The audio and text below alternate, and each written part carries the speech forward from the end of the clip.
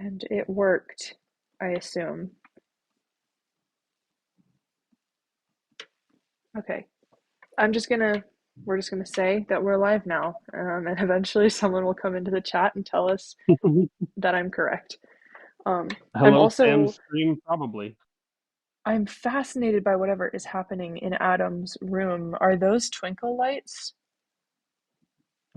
They seem to be. Um, okay. It What looks like one of the UK government issued Doctor Who props that presumably exist in every house over there. UK government What? issued Doctor Who props? Oh no, no! It's all JoJo stuff. My opponent. Can't quite see that. That's a picture of me as one of the JoJos. Oh no, I just the blinking lights behind your chair had a very Oh, early days Doctor Who prop vibe. yeah, it is a little bit, isn't it?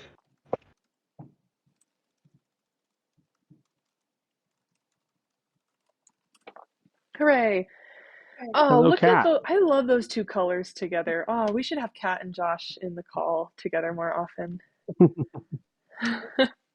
Oh no, I ruined it by You turning ruined my it. That's video on. okay. That's With your okay. face, with your human face. Bah! Oh, Ah. look at this. Um. Okay. How are Nice. we? Hello. Good. How are you? Pretty chill. Um. There will be somebody walking around above my void for a little bit. So if you hear footsteps, that is the higher power who Ooh. resides in the upstairs bedroom. Um, so slow mode should be off in the chat this time so people can actually say things. I feel a little bit bad because I got some messages after the last live stream from people saying, "Did you ban me from chat, sad face?" And no, no, I didn't ban anybody from chat intentionally. I was on the stream and I thought I was just self-conscious. I was like, man, I must be talking too much. Oh, oh, Generally true. it's funny. Yeah, the mix of people who some people saying, "I must have said something really inappropriate. I got banned." Hey, and oh, I must be really annoying. I'm so sorry. Like you and Willow. Like, okay, who has anxiety? Oh, Willow Um, does not talk too much, but I definitely do. that's why this Um, is going to be the better stream because we will have sorted out all the technical issues that we won't yeah, have any of the hiccups the previous one had. you joined strategically. Yes, Um, not at all because the previous time was something completely ridiculous in my time zone. I'm gonna turn you up a little bit because you're a little quiet for me. Um, Me? yeah, there we I can go. also turn myself up if needed. You are now louder. Um, Sweet. Well, I figure we can just get straight into it. I'll maybe strategically mute myself so you can stop hearing footsteps clomping around. But Oh, I can't hear any clumping. oh, great. I think Tell the higher Discord. power to clump louder. Okay. Please Hey, clump more. Mom. I'm recording from the void inside of my mom's basement. It's scenic. Um, I am not trapped. Do not send help. So in the first call, we got really into, well, we got really scattered really fast, which is normal for us. I did want to rein it in a little bit and get a little more personal in this one, talk about actual like goals, lessons, et cetera, from our channels. Um, I think that it would be maybe best practice for us to be as I guess specific as possible with what we're talking about because most of the people viewing probably haven't seen whatever specific video on our channel we're going to talk about. Um, but yeah, do folks want to maybe introduce themselves? What's your name? Where can people find you? What kind of videos do you make? And then we'll get into get into that other stuff? I'll go first then. I guess I'm Adam or HassledVania. I kind of do all sorts really. Although at the moment I'm kind of bouncing between videos kind of examining horror and kind of Western animation or Eastern animation. My mic's tripped it over. I'm a klutz is what I am. Dear me. I kind of try and follow.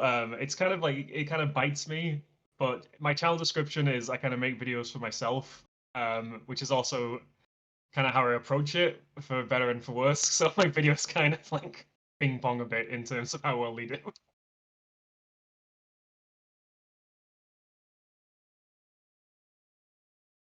Oh, me?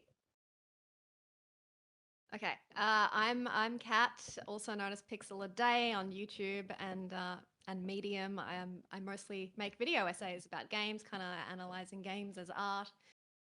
I've been doing that for about 5 years. Yeah, I every year I go through a different emotional roller coaster regarding the channel. So maybe we can talk about my 2024 and 2025 insecurities and issues. I've been a little checked out these last few months because life got crazy from about September. But anyway, I made 2 video essays last year being 2024.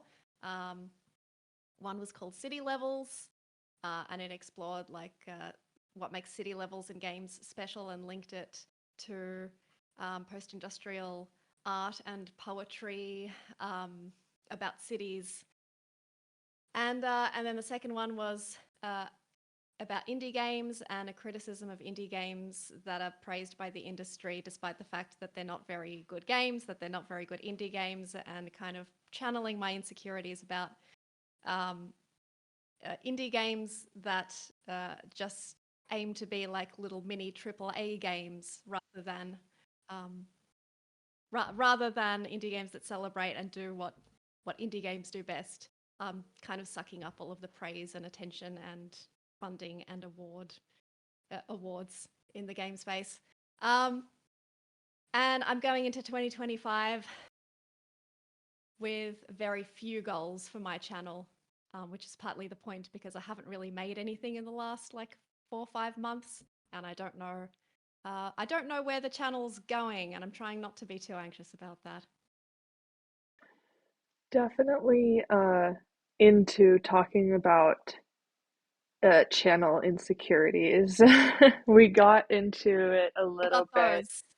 And yeah, I kind of alluded to it in the previous stream, but I have definitely struggled over the past year with um, is what I'm making valuable, and am I making something in a space that feels valuable to me? Which, when I think about it, I'm like, of course, I am making stuff because I like making it. And um, video essays and YouTube as a whole have been like a primary source of entertainment and education for me throughout my life. Like, of course, I find it valuable. Um, so I've been trying to get to the root of like, where does this anxiety come from? How do I nip it in the bud? Part of it is hopefully having conversations like this where I talk to other creators who inspire me and we kind of can remind ourselves, like, how are we every day working through the difficulty of being artists in public on a platform like YouTube? How do we defeat our own brain demons?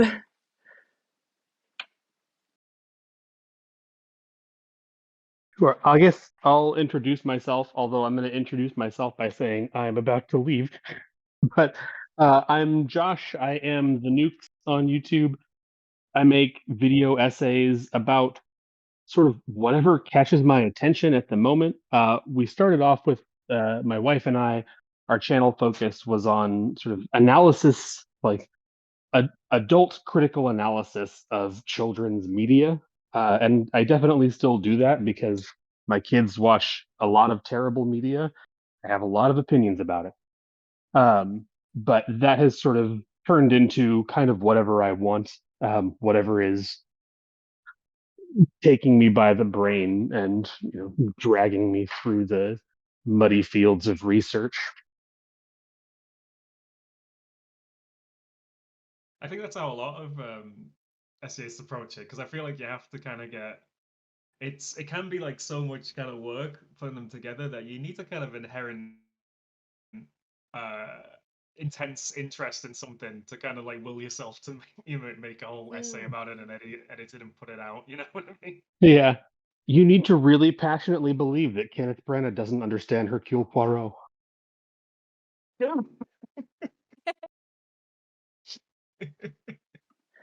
I remember, yeah, I remember when I told my friend I was making that, and he was like, "Bro, what are you, a 60-year-old woman?" I was like, "Come on, it's good. It's good But stuff." I listened to Murder on the Orient Express over Christmas break, and the whole time I was just thinking he was right. Hassel was right.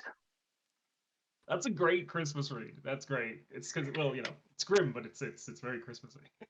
I love how we're all having an Agatha Christie phase right now. Oh yeah, yeah, Um, yeah.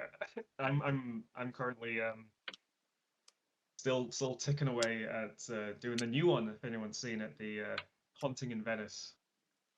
The I've review been on that. curious. I was actually going to watch that literally tonight. Oh right, well, I think not to spoil my video, but I think people might be slightly pleasantly surprised with it. I think it's okay. I I'm gonna am wait to let you tell me what to think. um I'm super excited because I've been working on a project for um this is it's kind of insane. My process should not be the way it is, but one of the first videos I ever wanted to release on YouTube was a video on detective fiction. That was like I got super deep into it, and something that I wanted to talk in the stream at some point is like long video bad discourse. But I definitely got into that headspace a little bit of considering my script like a success in progress by virtue of like how long it was getting. It's like, oh wow, I have like 8,000 words. Now I have 16,000 words. Oh my gosh, look at this video. Look at how good it will be because I've managed to type so many words. I must have so many Yeah. thoughts, and I'm sure that they're all good. But um, I've finally unshelved that project. So if anybody wants to talk murder mysteries to me, now is the time. Oh, I'll send you like an absolute massive list. That's Oh, my good, little good. obsession.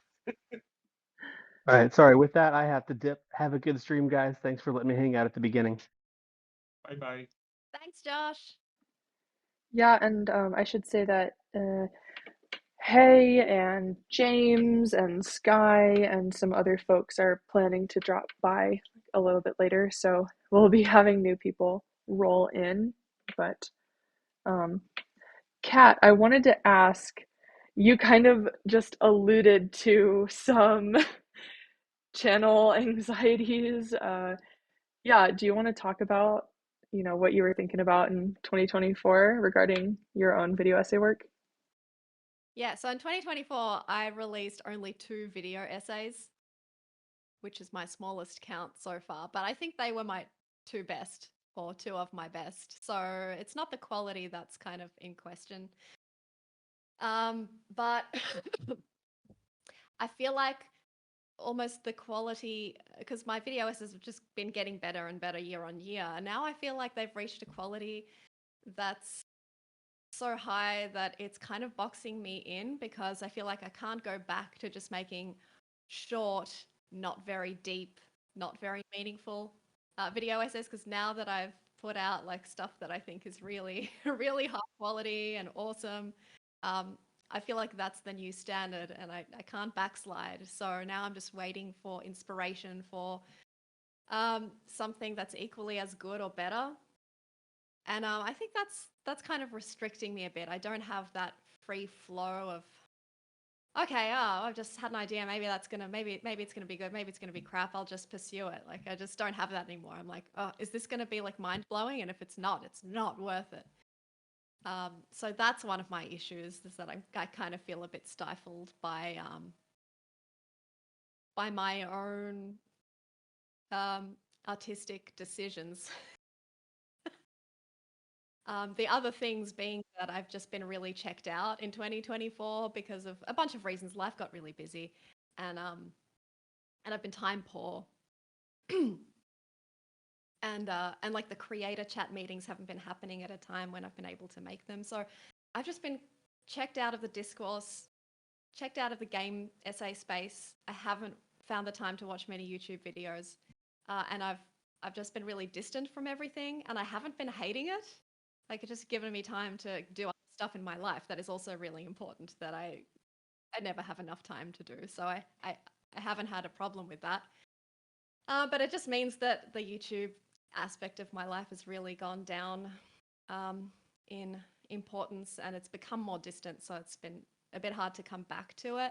But also trying to come back to it has been hard because I mean, I find very little on YouTube to really inspire me, and I've become a very picky, like I've become a very picky creator, but I've also become a very picky viewer, and I want to see essays that I want to see masterpieces. I want to things that see things that challenge me, or that teach me something new, or that make me see things in a new way, or that do something really interesting creatively or artistically. And if they don't do that, I'm like, well, that was okay, but then I kind of get a little bitter and annoyed that I've wasted like half an hour watching something that was just okay.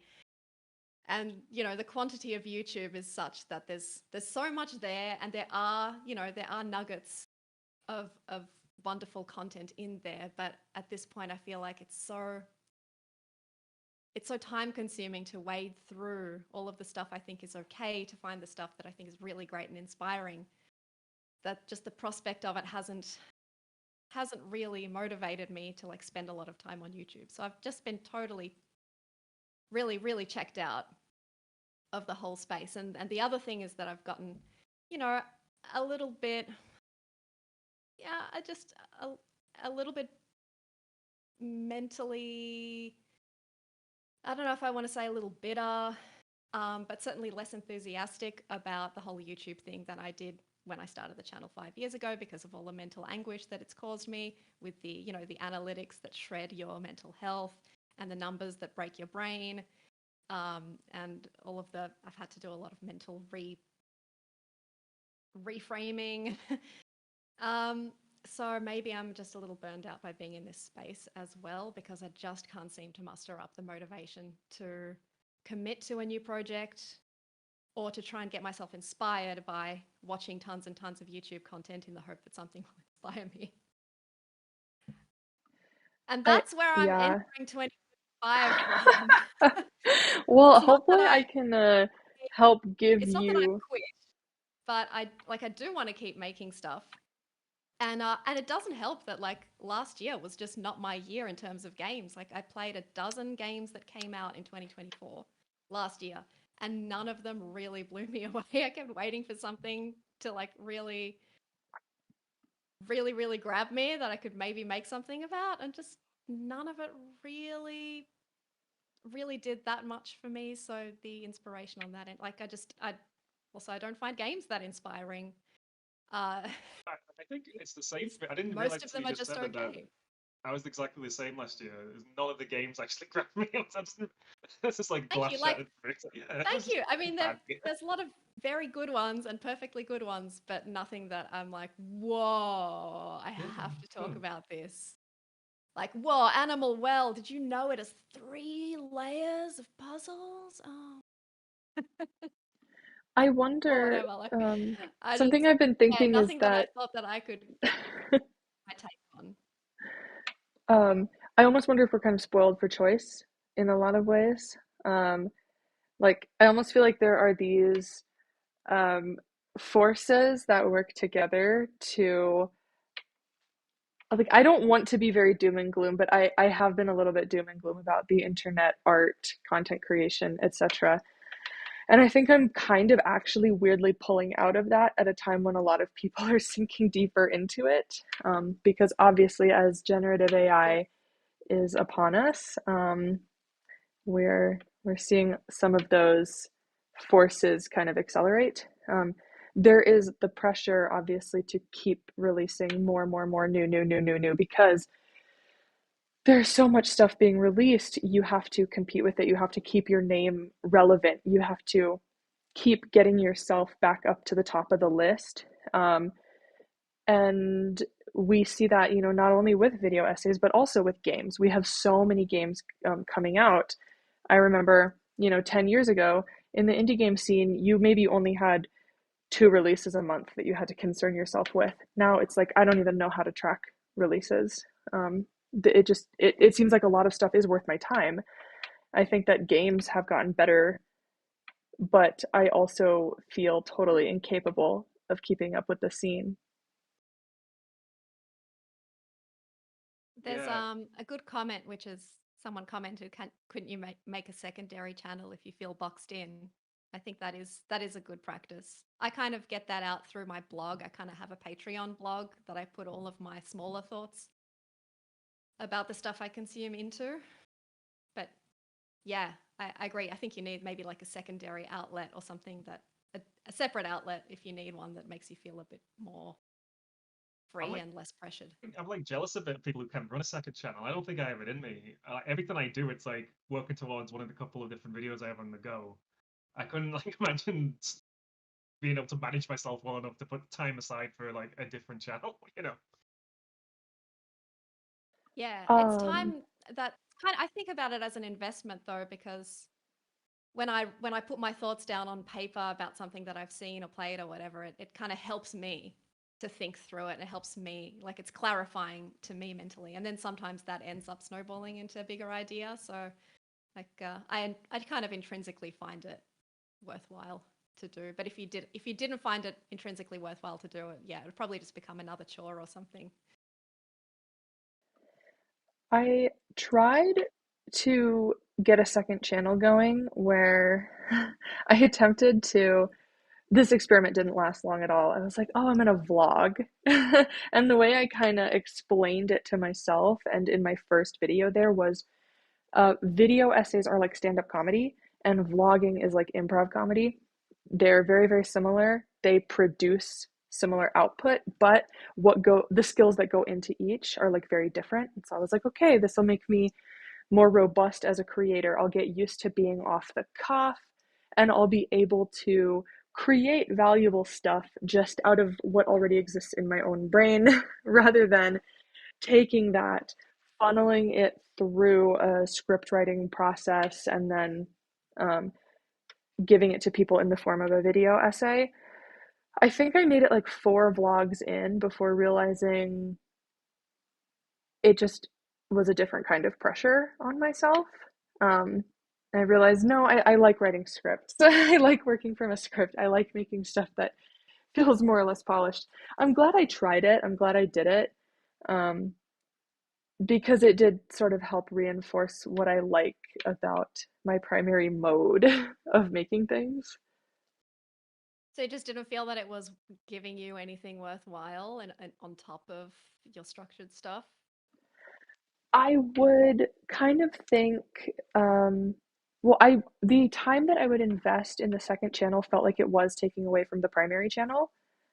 Um, I did sort of do a little experiment last month where I had a little bit from a, uh, let's see if I can like launch an activity in here. I wonder if I can do the like watch together. Um, let's see if I can find it. I'm not gonna watch the video right now, but let's see. Right, the whole world is not my YouTube channel.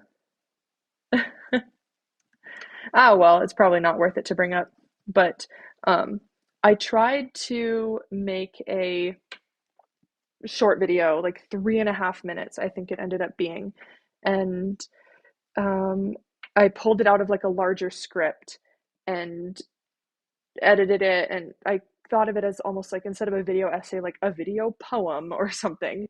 And I had a lot of fun making it. It was so fun to kind of break that expectation in myself that my video needs to make some huge statement. It has to be 45 minutes long. It has to present some kind of grand, treatise on whatever. It's like, no, I'm just going to talk about this thing I've been thinking about for 3.5 minutes.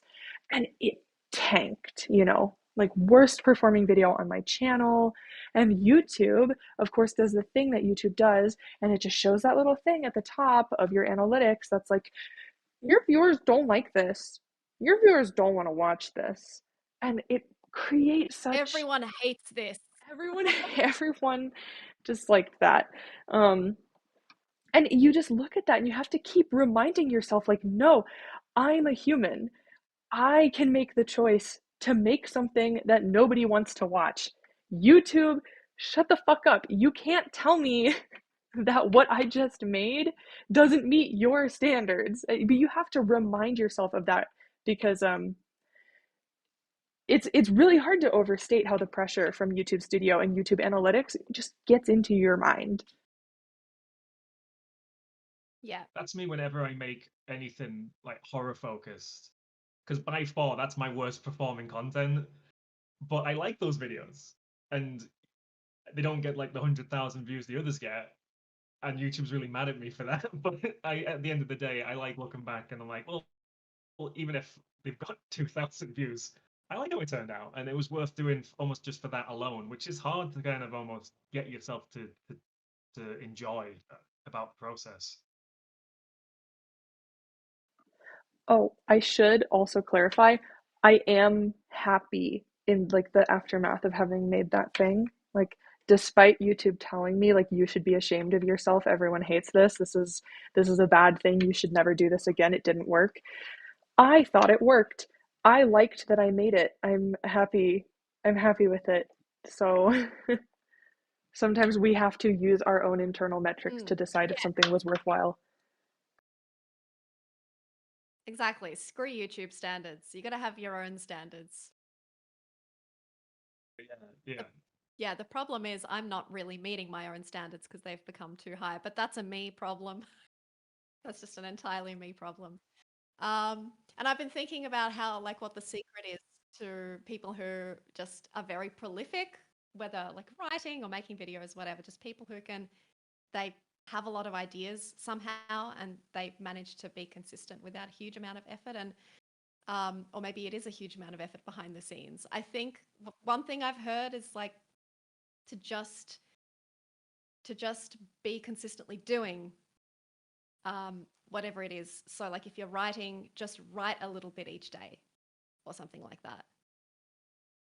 So maybe I think that's just banging around in my head, something that I might try and do this year, because I have been having long stretches where because I don't have a big, great idea, I just haven't sat down and really written anything or whatever, except for my blog, where I put my little scattered thoughts about things I've consumed, which is useful to me. But like, yeah, I think I'm going to try this year to just put time aside, maybe not every day, but like a regular time to just sit down and just write something, no matter what. And then sometimes it does happen that things come out of that process that you don't expect. But I think you have to give yourself that opportunity for ideas to spark. So that's one. Maybe that's one goal. There we go. I thought I didn't have any goals for this year, but that's kind of a goal, an artistic goal. Yeah. I've got the complete opposite issue. I feel like sometimes I'm always writing because I love the writing part of it. I have full scripts I'm never going to make because I write 5,000 words and I'm like, actually, this is crap. And but it's locking in that's my issue. Is like, this is worth, the double amount of time it takes to actually make it into a video and edit it and stuff. That's But the thing I sometimes struggle you just with. have to write something down to then realize that it's crap, and that's Exactly. fine. Yeah, exactly. Sometimes, I mean, No I've one done wants that same thing too, where like I've written something and I'm like, is this an article? And then I reread it and I'm like, no, this is just shit. This is nothing. But yeah, that's okay for me. They can't all be winners. Do you guys ever do that thing? Oh, sorry. I was gonna say, do you ever do that thing? I do that thing where just like if I'm like walking around or I'm at the gym or I'm going to sleep, I'm just making scripts in my head. That's what I do in my downtime. Damn. Always be scripting. Yeah. ABS. What I think a lot of people probably already know about me is that my backlog is so long that in some ways it's good and in some ways it's bad because I had a little bit of a stress moment last week where I realized that I literally can't make all the videos that I want to release in 2025. Um, just because, look at my current track record. I get probably 4 videos done a year. That's kind of generous. Usually one of those is like a short. And that has felt like max capacity for me. Some of that is because like I will hit a point in every single video where I'm like, it's all over. I'm gonna set it on fire. Nobody needs to see this. This video is a disaster. And then I'll pull myself out of that and I'll be like, oh, I actually just I needed to rewrite this section. I need to re-record this thing. And then, okay, cool. The video works. So a lot of last year has been me trying to figure out, okay, well, how do I shorten that doom phase? Step one is recognize that I get it every single time. I'm not going to make a video where I don't have a phase where I think, oh, this doesn't work. Oh, this is the worst thing I've ever made. I'm going to have that. And so it has felt helpful, at least just to recognize that in myself. Like, okay, oh, you're in the doom phase. This will pass. I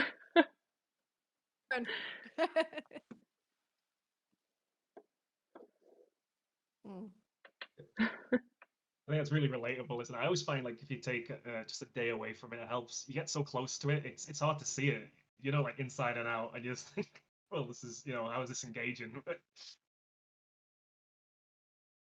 Yeah, yeah. I don't know. Maybe people don't realize how much of a magic cocktail it requires for everything to come together into a truly really good video or piece of work at the end. There's doom phases, there's self-questioning, there's writer's block, there's time constraints, there's all these ups and downs and ins and outs. And then eventually maybe it all comes together and you get something great out of it. Figuring out how to But it be all has to less be work. precious.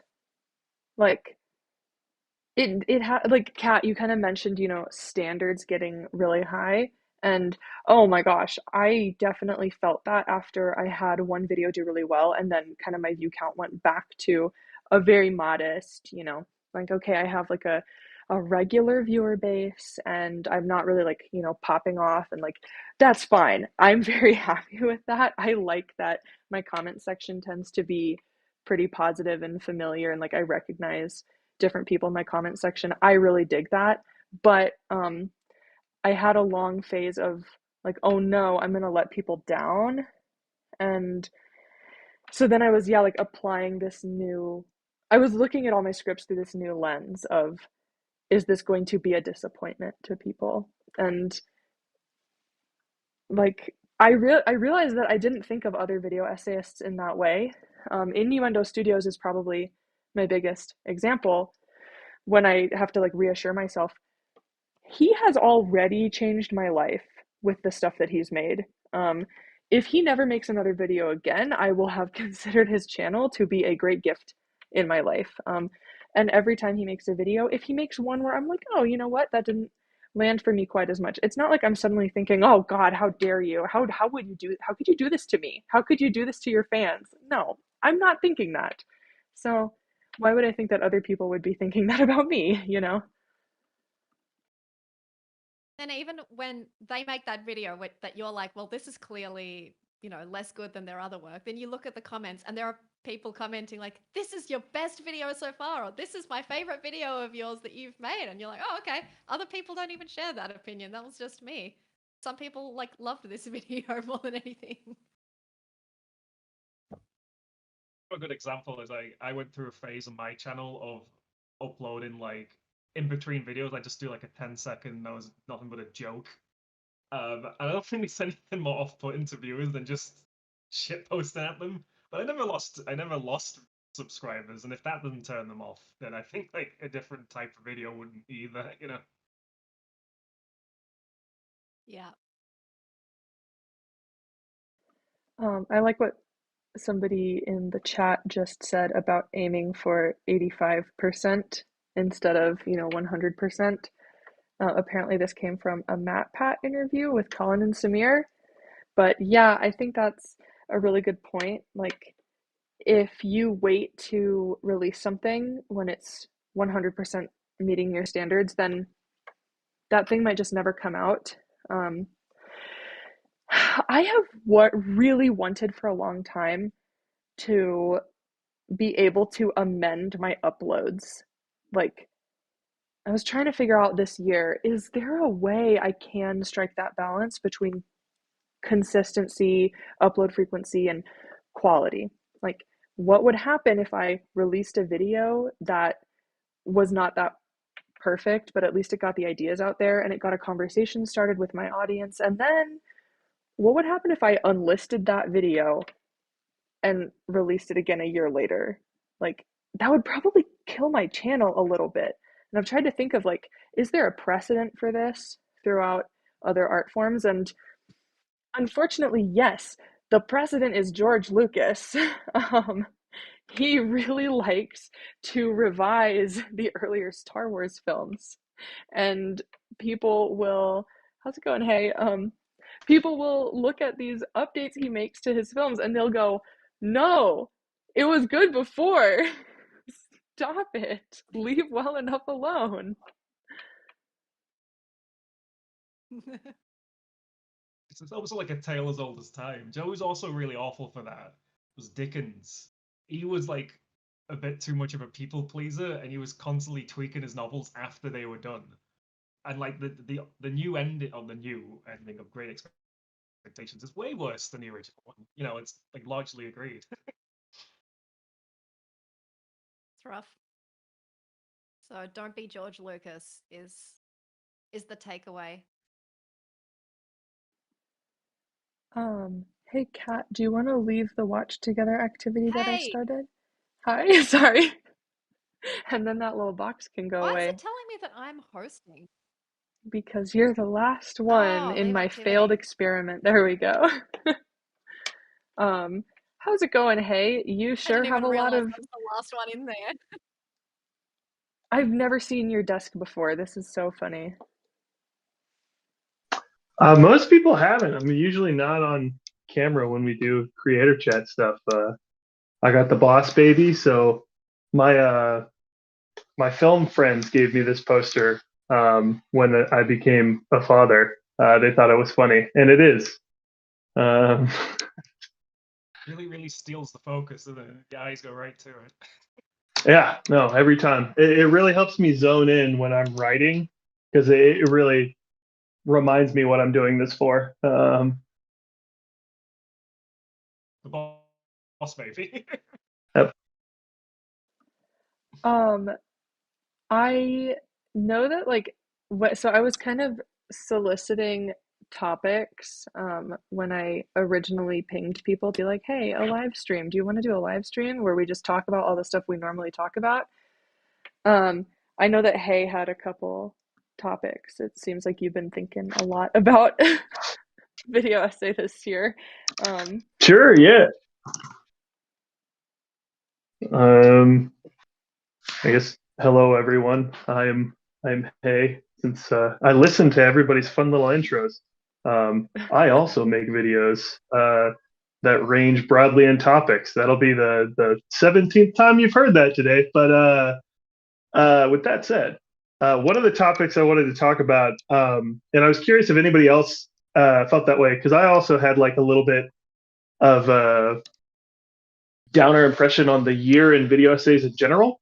And one of the things that I think is really cool about a list like the BFI that y'all were talking about earlier is it can kind of put you onto a lot of stuff that I otherwise like didn't even know existed at all. Like there was what I was shocked by is because I'm good friends with Max Teeth, the YouTube channel, the person that makes videos.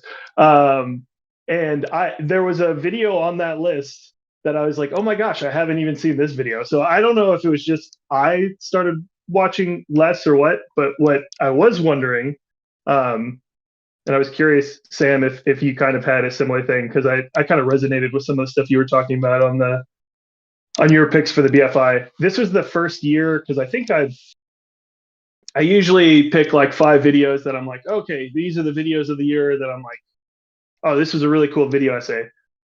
I think this is the first time that like when I went through and made my list, it wasn't any new creators, which I thought was interesting. Because usually there's like a bunch of random people that I did not know existed before that I just get put onto either from recommendations and the video essay group we're in or whichever. So that was one of the things I was wondering if y'all had ran into when you were reflecting on the year as a whole.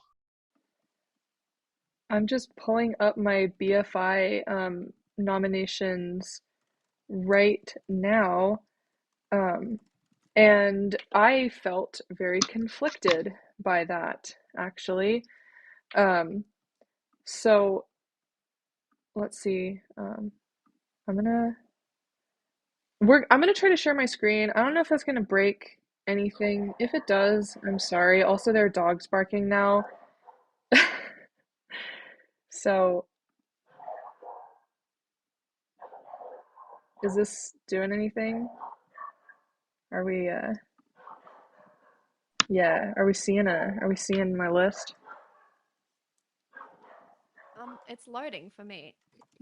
If it doesn't work, that's actually fine, and it doesn't matter.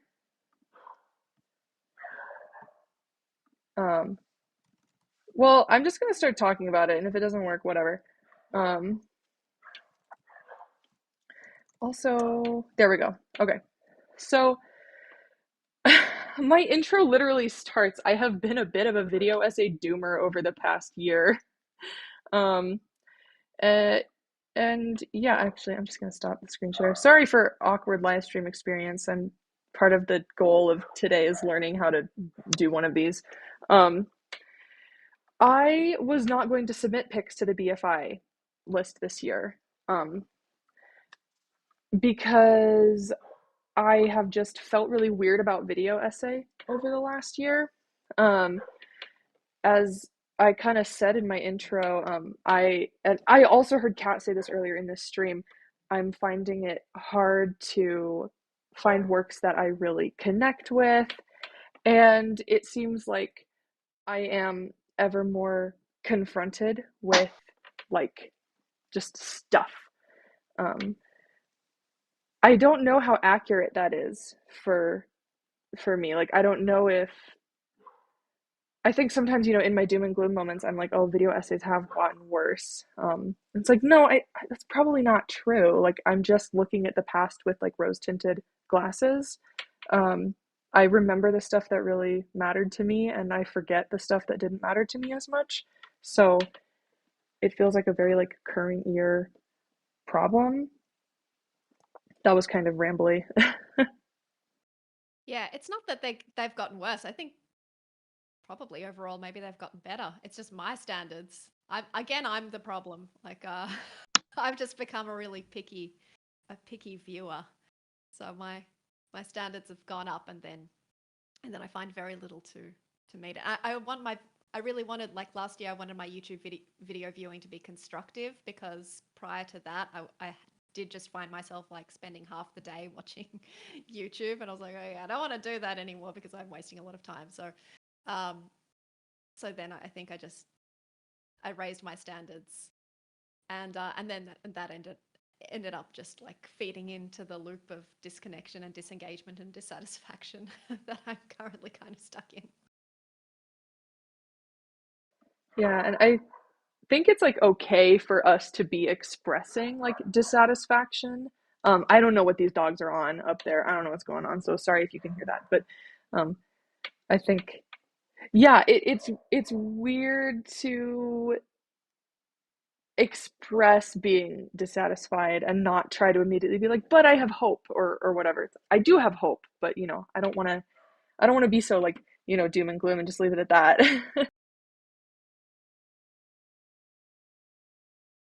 So what was the conflict slash issue with the BFI, like compiling the BFI list? Right. Okay, yes, I felt conflicted because Hay was saying we maybe didn't include as many like new voices. I felt conflicted about not just like populating my list with people that y'all haven't heard of before. Like if you look at my list, it's Lindsay Ellis, Broe Deschanel, it's H Bomber Guy. I included the plagiarism video on my list, and that is something that I wanted to talk about um, during this stream. It felt weird for me to go, oh, well, some of my favorite video essays of the year aren't by, up and comers. It's by people that everyone's already familiar with. And like, what good does that do? Like, including H Bomber Guy on a list of video essays I liked this year. Like, what? Who cares? Like that, lukewarm take. Of course, H Bomber Guy makes good video essays. And then I kind of realized, well, it's allowed, actually. Like, they're still here. They're still making stuff. Old works still exist. I can still watch them. Like, it's okay to enjoy stuff that's mainstream. Okay, and like Yeah. those creators are like hitting a real peak and making amazing stuff. So Mm-hmm. of course, yeah, we should recognize that. Was that H Bomber Guy video? Was that 2024? Or was that the previous year? December 2023, which is allowed on the list. Oh, it's allowed. That's why I got a little confused.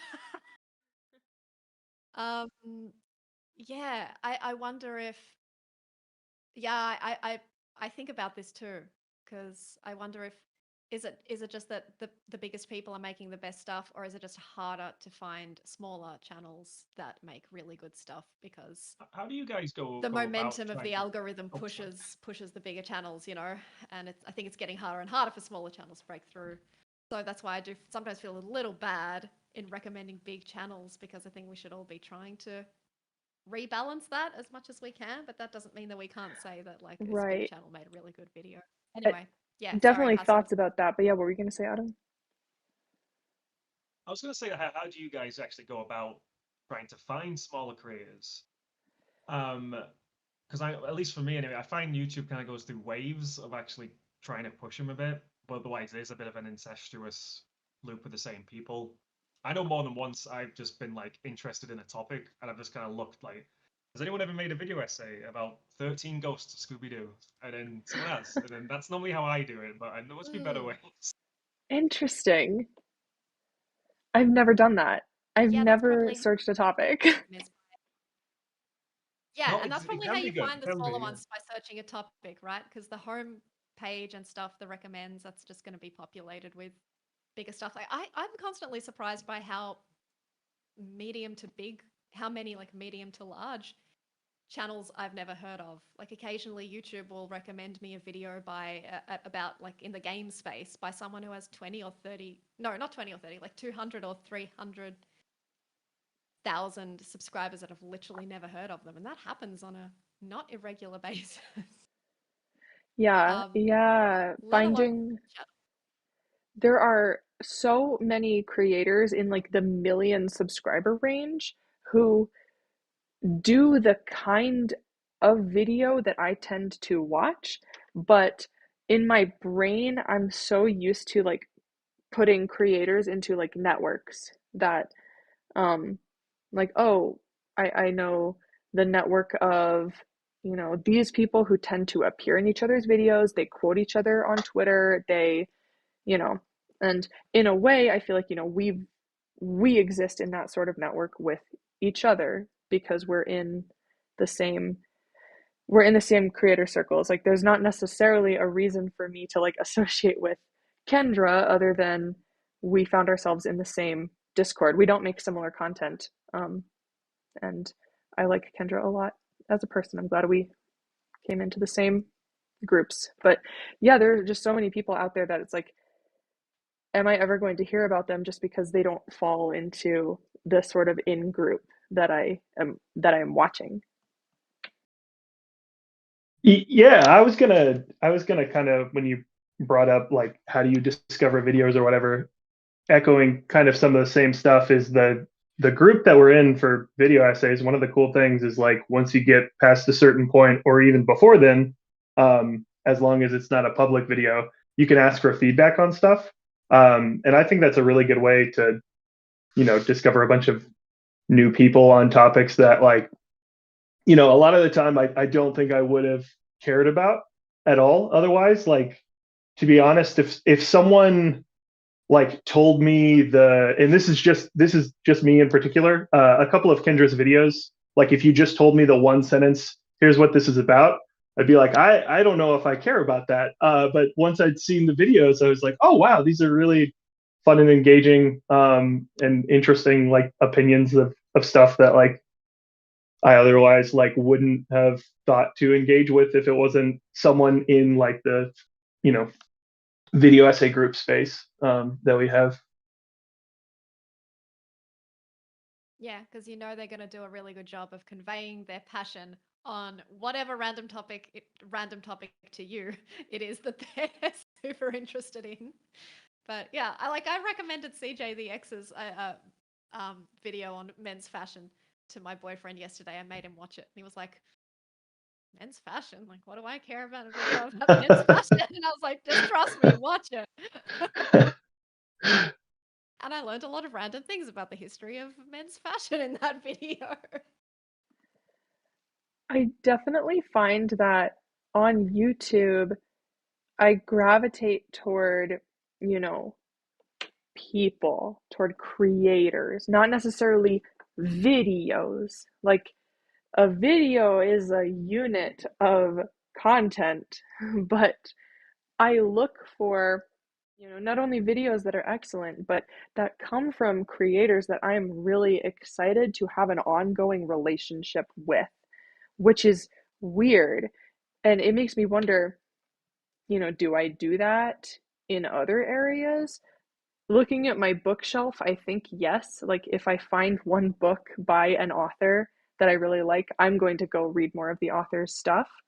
But yeah, it is so interesting how like YouTube is so personality driven that if I don't necessarily get the sense that I want to watch more of this person's stuff, it's almost missing part of the point of why I do watch YouTube. Yeah. But it's just the finding the person in the first place that's the hard thing. Actually getting exposed to the small channel or whatever. I mean, we didn't really answer the question of how do you find smaller creators making really great stuff, because I don't really know what the answer is. No, I have no idea. The couple that I did find was because of like the video essay Discord group we have. So I think like communities like that definitely helps. I also wonder, like, one of the things that I think about a lot, is because YouTube's shift to like, one of their two, Sam, you were talking about earlier about like the two analytics that YouTube will give you. One of them, or I guess the three, because the 1 out of 10, they show you the, hey, here's how your video is performing based off other stuff. But the two are views and then watch time. And I'm curious like what's feeding what. And this was one of the topics I threw to like maybe talk about at some point. Do people just really like 1 hour plus long videos? And is that why they do well? Or in like a second point, like on top of that, I think one of the things that's difficult is I think a lot of YouTube is people that have like crafted a personality that they present in their videos over a like long span of time. And if you've done it for like 3 years, and if you were releasing videos, say like once every 2 weeks or so, that's a lot of like repetition to like hone that type of stuff that I don't know if it's like happening as much because some people are like, well, I'm going to make a 2 hour video. And that 2 hour video could have been like 4 months of 8 5 minute videos or whatever. And that's one of the things that I'm wondering if maybe it's difficult to like break in because a lot of people are saying like, oh, I need to come up with like an hour long video. And it's very hard to do that like right off the bat. Yeah, yeah. One of the most consistent topics that we get into is like long video discourse. And one of the things I find fascinating about the essay library is that we have a number of people who are just very vocal short video defenders. There are some people, yeah, so, if anybody's watching who doesn't already know this, most of us met through a Discord called the Essay Library, where video essay enthusiasts talk too much about video essays. And it it has been interesting over the past couple years of being a participant in that space to see how max run times have just skyrocketed. When I joined the essay library, you would not get, a more than a 2 hour long video. And now it's not uncommon to see a 4 hour long video. I don't blink at 4 hours. And Oh, there that's nothing. Only 4? only four. My There's, dad, when I talk to my dad about video essays, he's flabbergasted at like a 1 hour video. He's like, your videos are very good, but you should make them shorter because nobody's going to watch a 1 hour long video, darling. And then I just pull up like one of um Noah Javeus's 7 hour videos and and like just watch his face change as he sees as he sees the view counter. Yeah, well, it it interests me to see people saying that who also make video essays and who are very plugged into the space, and they say, I want 15-minute videos, bring back the 15-minute videos. Um, and sometimes I will have the same question as, hey, like, do people want that anymore? Do people want to watch that? And I'll look at my own kind of tendencies, and generally, if a video is shorter than 15 minutes, I don't click on it. Um, and I kind of want to maybe challenge myself on that. I'm sorry. Hey, yeah, I'm really sorry. That hurts. I just released an 8 minute video. I just released a 3.5 minute video. I feel you, buddy. I think part of it too, like part of the difficulty, and I think this kind of not to compare video essayists to the Marvel Cinematic Universe, but I guess I'm making this comparison, is like there was an endpoint where like they have this huge spectacle that Endgame is, and I think it's difficult to make a 4 hour long video and then be like, I'm going to do a nice 6 minute video right after that. Like, I think YouTube gets really confused because they're like, no, wait a minute. You just did this and like that did really well. And this is, like 100th of this. And I think some of that, like to your point, Sam, I think there's like a weight, especially when it's like a bigger creator or like an established creator releasing a long video. More people are like, oh, this is important because like the length is longer versus like if it was just a standard 20-minute video. It still somehow hits my brain as there's a lot of meat on this topic. Like, oh, wow, 4 hours. Oh my gosh. What? Wow, we're really gonna get deep into this. It just gets my brain. Um, but I know that that's despite a lot of evidence to the contrary. I have watched some longer videos where I thought, should we, you know, should we have maybe released this in chunks? I'm also happy that Skye just got here for this because we have had multiple conversations Hello. about this exact topic. Yeah, catch me up a little bit. Um, one of the things that Hay and I have been talking about a lot, and that we are all now talking about together, is, is there a place on this platform for short videos? Like, how do we feel about this conversation that restarts every time a video essay hits a new max runtime? We all see it happen on Twitter, like, oh my gosh, video essayists, calm down. Hire an editor, Mm-hmm. Yeah. Well, um, obviously YouTube is biased against short videos. Like we all know that. Uh, but at the same time, I feel like if you watch short videos, you do still get recommended more short videos. That's been happening to me recently. I haven't been watching as many of the longer ones, and I feel like it does. There is some space within the algorithm for, those 5 to 10 minute videos.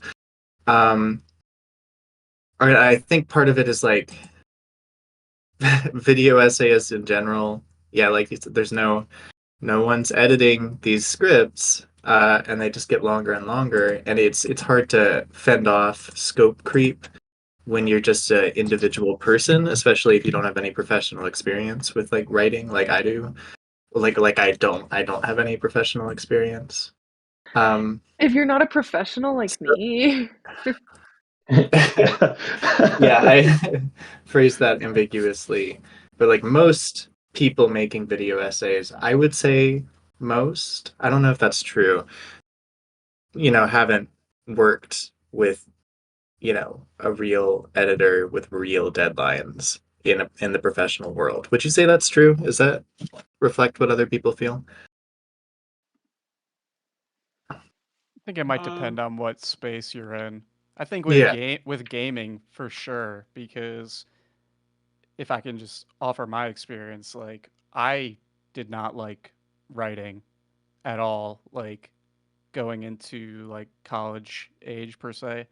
But then getting into YouTube, like I started watching stuff that wasn't really video essays. It was like, the AVGN type stuff back in the day. But the passion for gaming was there, and so one thing led to another, and I think as I tried to, when you start out as a creator and you start by emulating other people and seeing like what works and what doesn't for you. Like I would try to do the like AVGN like jokey like comedic kind of stuff and realized quickly that that wasn't working for me, but I was extremely passionate about games. So then that brought me into the essay style and just kind of focusing on the personal lens and stuff. I'm Also, one thing that Oh, go ahead. you go. No. Okay, I'll go. Um, I came to this thought recently when I was trying to analyze why my own videos have gotten longer over time is also the feedback you get from comments. It's at least with my videos, it's a lot more likely that I'll get someone telling me, "Oh, you should have talked about this thing too." Um, then there are comments saying, you didn't really need that paragraph." Um, so as I hear the feedback, and even though I'm not like, I don't consciously let comments control how I write, it still affects me. And I'm like, oh, well, here, now I see maybe I could include that sort of thing in the next script. And I don't get that sort of pressure to cut paragraphs in the same way. So I think that's part of it as I'm trying to understand my own process, because I never decided to make my videos longer. They just have been. I Um, think that's a common thing in a lot of video essayists. I see as they get a bit more experience doing it. It's almost like it naturally happens, and I think that kind of also comes from maybe a bit of confidence in the ability to express themselves and to dedicate enough time to make a longer video. Although that can backfire, you know what I mean. But I think it is a very common kind of way amateur essayists mature. Hmm. Yeah, it's almost I don't can't think of anyone who went from long videos to shorter videos off the top of my head, but I could name dozens that have gone the other direction, including myself. Well, Yeah. there's actually one example that I can think of with that, and it wasn't. And I guess there's a couple that fit that. In that, there's a lot of like, again, established creators that'll create like a second channel of a bunch of like smaller, not necessarily like as scripted Hmm. stuff. Like I've been fascinated because for whatever reason I did not like, and I guess this is maybe a contentious thing to say, but I do like him now. I did not like Big Joel's videos for like a very long time, and I don't know like what changed that. But when I was going back through to look, I watched a couple like Little Joel videos. I was like, oh, okay, this is kind of fun, especially because it was mostly like random internet nonsense that was never more than like, one thought for like a 5 minute thing. And I was fascinated because, and I've only watched part of it, but his newest video is like a 6 hour long thing of all the Disney Channel original movies. And a lot of it, at least like what I've seen, a lot of the structure is like Little Joel videos just combined into one thing. So it's essentially, like 60 small videos. They're just all put in a playlist, which is interesting because Hassled, you also had like a similar thing with the Scooby Doo videos where you had them all individual and then together. And which is, I don't know, that's just funny to me because like if you release them as a YouTube playlist, then people are like, ew, icky, because no one, watches YouTube through playlists unless it's for like a very specific thing. Um, Hmm. I found that I've Yeah, been actually, I didn't gravitating. think about it. That's interesting because yeah, by far the combined video is done way better than the individual ones, and I even had comments saying, "Why would I want to watch these individual ones? I just want to watch the big one."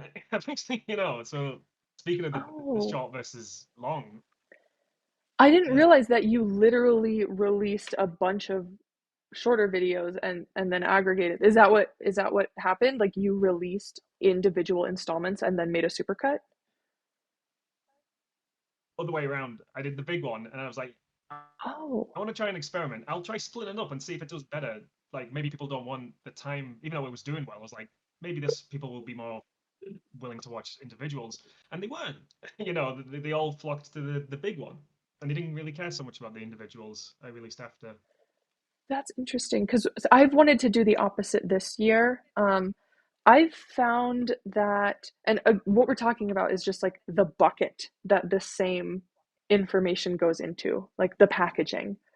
Do we package a bunch of ideas as one really long video? Do we package them as a bunch of short videos? And it is weird to be making that choice based on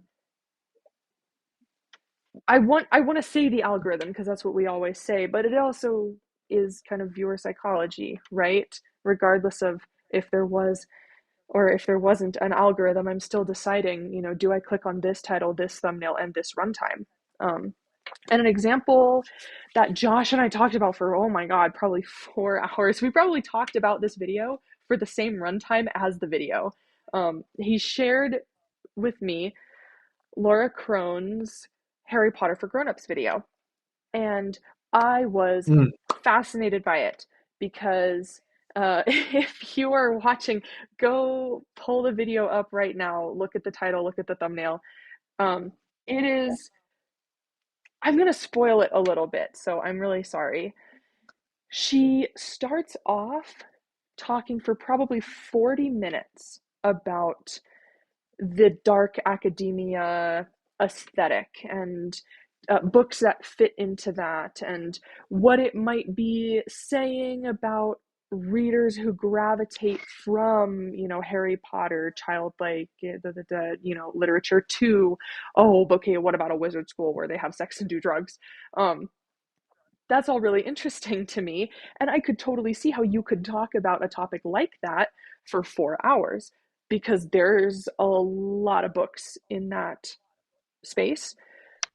Most of the video is about the magicians. I don't necessarily care about the magicians. I didn't necessarily love hearing about the magicians. I didn't really want like a play by play of the magicians. Other people who I have talked to about this video really enjoyed it. So I'm not saying like this video did something wrong. It just wasn't necessarily for me.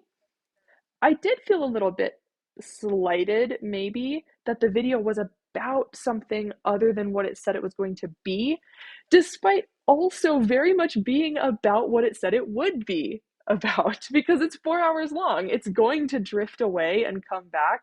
There's another section at the end where she talks about genre, like it's so interesting. That 30-minute section, like, oh man, I want to send people this 30-minute section, but it's embedded in a 4 hour long video that isn't and is about the magicians. So YouTube is just so interesting.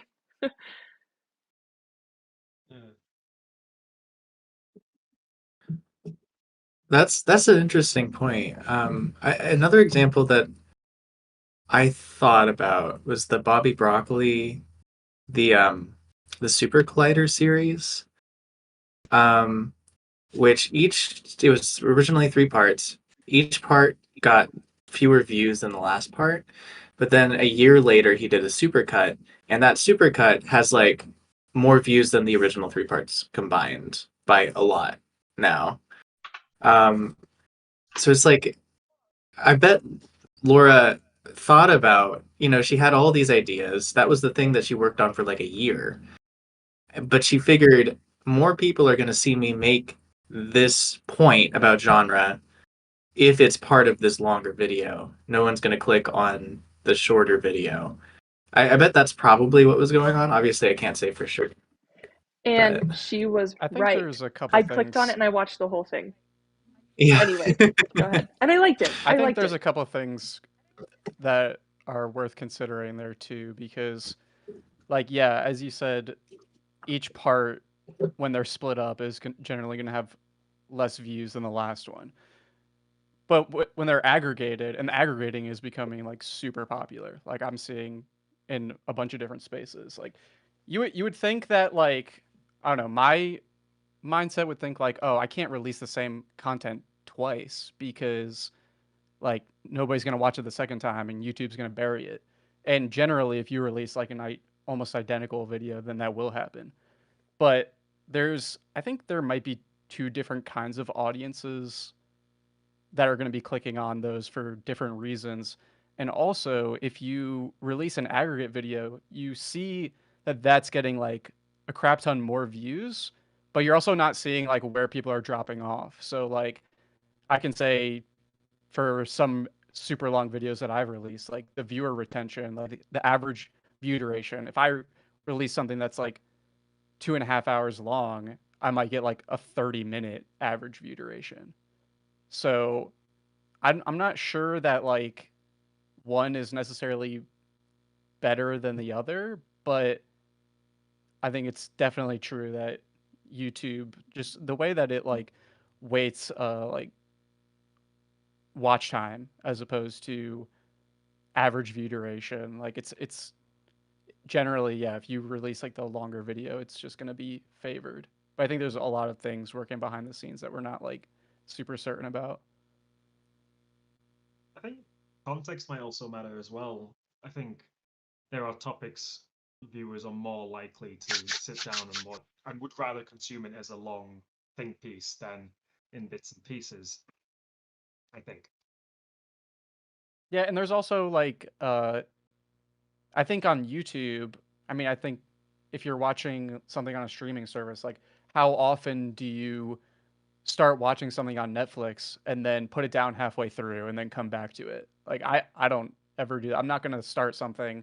I'm not going to start a Right. movie unless it's like I'm watching the Lord of the Rings extended editions right now that are like 4 hours a piece, and that is just like impossible to get through without like And some sort of intermission. But on YouTube, I find myself doing that all the time. Like the barrier to entry seems so much lower, and I can pick up a video, watch for 5 minutes, and then decide if I want to keep going or not. And I don't.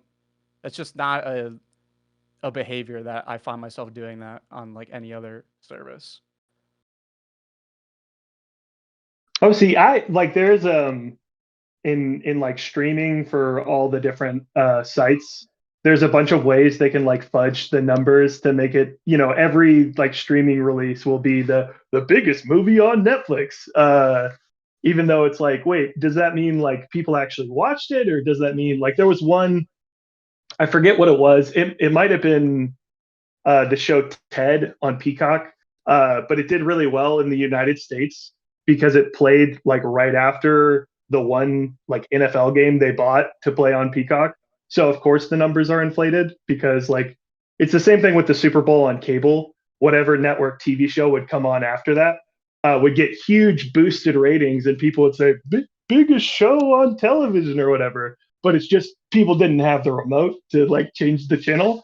Um, That's so huge. That's huge yeah, on YouTube too, because I mean right. that's another thing. Like, uh, when you're making, I know like you guys, Sam, were talking in the last talk about like trying to make like the perfect video, like the pressures of that. And one thing that I constantly get hung up on is almost the reality that um a lot of people are just going to be watching videos on their second monitor, and like their main monitor they're going to be like playing a video game or something. And Maybe so not even that. Might even be in the pocket sometimes. yeah, You know. yeah. And yeah, and that just complicates everything on like an effort level. This is something I've been thinking about a lot too, because I at the end of last year I just released a video that I spent like 4 months working on. And I think at a certain point, like I think at the start, I was like, oh yeah, I can get like a reasonable scope for this. But what I quickly realized was the topic was like a very personal thing that I wanted to give like everything to. I wanted to go all out with it. And so I was like, especially when it came to editing, I was like chasing that perfect video and dragging my feet a lot of the time. And that kind of sucks in the light of, people are going to like, I feel like viewers don't really care how much effort that you put into something. It's literally on just like a moment to moment basis, like if you're keeping their attention or not, or by the time they get to the end, like have they resonated with something. And so I feel like for me, one thing that I'm working on going into this year is like trying to balance like not being so precious about certain ideas and like going all out rather than is there more value to me by like not caring so much and just allowing myself to create without putting this like intense pressure on. Yeah, it's sort of interesting the way that we benefit so much from viewers, like big categories of viewers who aren't paying attention. Like that's a big part of video essay audience is background, while you sleep sort of stuff. But that doesn't mean that they don't in some way feel the effort. Like I'll put Noah Caldwell Gervais on in the background, even if I'm not listening to everything. But because when I do start listening, I know that there'll be some satisfying sentence. Um, but then it's like, well, then what's the point of all this if half the audience isn't listening to your words? It's tricky. Do you think you feel that way because like Noah has built that trust in you?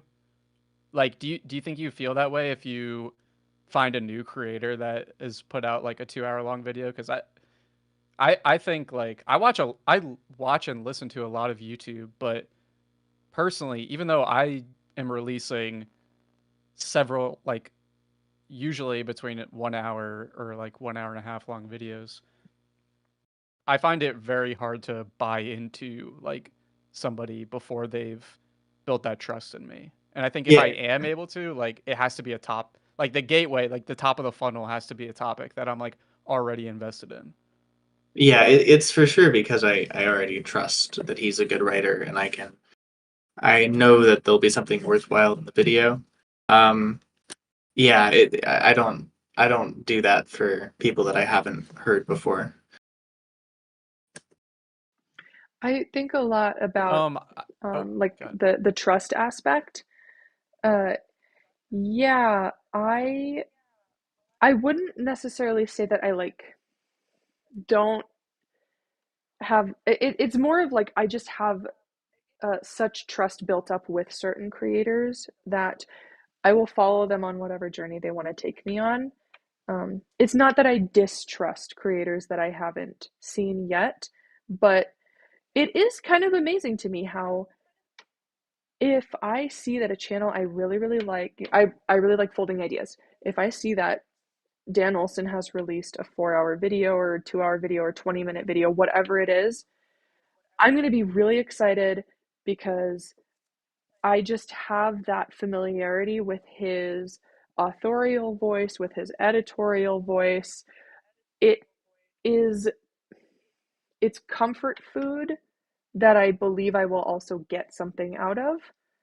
And it's really cool that his work has been able to establish in my brain like that. That's the type of relationship I really enjoy having with a creator. And it does feel really rare to me. And I have been trying to think about like, why do I mostly have that with some of the first video essayists I ever encountered? Why haven't I developed that as much since that kind of original leftist crowd of kind of popularized video essays for probably many of us who are sitting in this call. Yeah. My go-to is Defunctland, if you've ever seen him. He released a video on lines, lines in theme parks, and I would never have thought I'd want to click on that. But again, I know his quality. I thought, well, if anyone's going to make it interesting, he will, and he did. It was great, you know. And I think there's a great amount of freedom to a creator who can just kind of do what they want, and they well, at least you'd hope that they know the audience will be along for the ride, at least to try it out. I had something that I wanted to bring up that goes back to a little earlier topic, but I mean, I'm assuming that like most of us are familiar with Jacob Geller, right? Yeah. He's like the YouTube video essay guy for gaming, I feel like, and all kinds of topics. But there was one thing that I saw recently that kind of encapsulated how I feel about the like increasing length over time. And there was a piece on Aftermath, um, and I think he's being asked about. And Skye, you kind of touched on this as well. He's like kind of summing this up, and he says, "It's YouTuber brain disease, and you can just see it happen in real time of people forcing themselves to write into their scripts the objections that they can see coming from reading thousands and thousands of comments." And I can't fault anyone for doing that because the human mind is not meant to read YouTube comments. If you're going to read everyone, take every sentence of what you've written in the worst faith way possible, then you are consciously or not going to start adjusting your writing style to please the worst faith readings of your work. I don't know how intensely you guys feel about that, but that just like resonated with me so deeply. And Yeah, 100%. It's something that I had as well in the first year of my channel, where I tried to think about all of the counter arguments and then counter the counter arguments, and it just ended up in me pouring more of my time and soul into a video than I wanted. it's So just now like I'm a just cycle. now I've just got the confidence to say, well, I'm going to say what I want to say, and if I have argued it well and if I've said it well, then the video will speak for itself and will stand on its own anyway. And the bad faith people will always exist, and screw them. Yeah, hell yeah. I like that. Yeah, that's great. But that Almost you a just holdover write your from, like, video well early so that it 2000s. stands on its own. I would never do that. And Sorry, it's almost like a holdover from like early 2000s reviewers. You know, they come in and be like, "Hey guys, today I'm going to review this," and then the stock boo sound effect. It's like, whoa, hold on, guys. oh, yeah, true. I guess we've Well done. always been doing that. Dude, I think like this is something that we touched on in the earlier call, and I have felt a lot better now that I have recognized my tendency for responding to caveats that I foresee. People in the essay library would read my drafts and they would go, "Why are you doing this? Why are you spending 2 pages of your script trying to address the people who don't exist but also hate you?"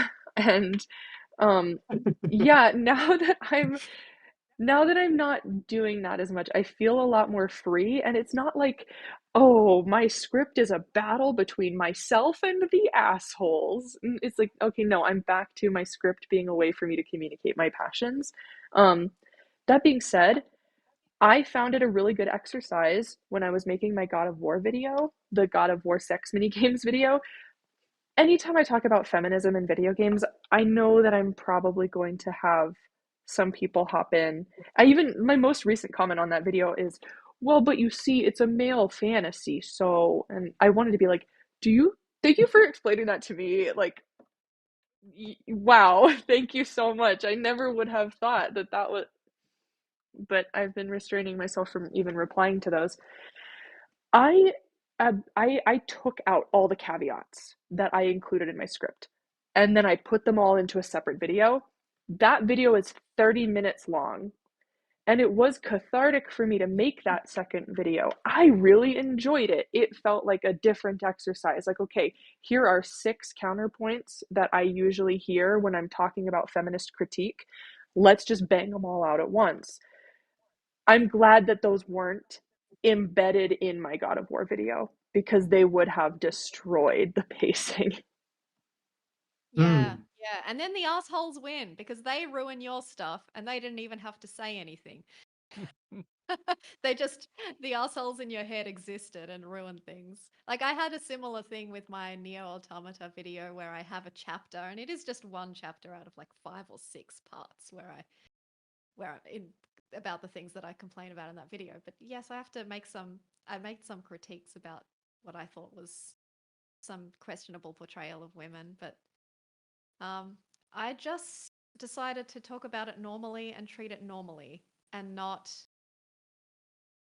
go into some big digression where I kind of fed the flames, or I didn't even want to contribute to the idea that this is inherently a more inflammatory section of the video or some, a more I don't know, like a more controversial section of the video, because what I was saying was not really controversial. It was really pretty basic stuff and pretty tame stuff. And I thought that if, I don't know, I felt that I'd just be feeding the flames. Like if I allowed myself to digress, I'd be almost like reinforcing implicitly this idea that basic feminist principles are like controversial and like inflammatory, and they're not, and they shouldn't be. So yeah, I don't know. I think whether you talk about how much voice and how much airtime you give to additional caveats and stuff like that, it itself sends a message. This I think also, that was quite rambly. Sorry. oh, no, we're all doing it. This reminds me of something that I've been thinking about a lot in video essay over the past year. When we create something, we know that any viewer, this could be the first video on the platform they've ever seen. This could be the first video of ours that they've ever seen. This could be the first video on the topic that they've ever seen. They might not know a single word that we're saying. And so we can feel a compulsion to define everything, to explain everything as thoroughly as possible. And so, yeah, like when I'm making a video and I'm talking about feminist critique, I might assume that somebody doesn't know some very basic principle and I should explain it to them right now. Most of my audience will probably know that extremely basic principle. And I find that might be holding video essays back, the fact that we all kind of have this tendency. And I'm going to bring up a specific video again. So I will say before bringing it up that I watched the entire video, and that's kind of a thing that I have forced myself to do. If I start to think semi-uncharitably about a choice that a video essayist is making, I do not allow myself to solidify that thought until I have watched the entire video. And so I was watching Alexander Avila's video on Brat, and initially I was kind of like, because he does this sort of leftist political video essay thing where he takes his time to sort of define how capitalism arose. And I didn't know that I considered that super necessary. It sort of got me wondering, like, who is this for? Is Like he that man assuming? carrying thing video. Yeah. And I know You have why to pick. we do this. Like, I know why we do it. I do it too. And so I should also say I ended up really liking that video. I thought it left on a note that made me feel really inspired and hopeful.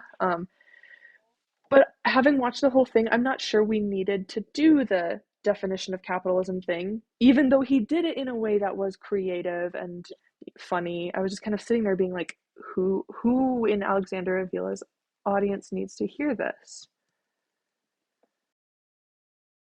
And I sort of had a similar problem writing my script for Pokemon X and Y last year, where basically part of my argument is that the villains are like a really simple, flat, like fascist type of villain.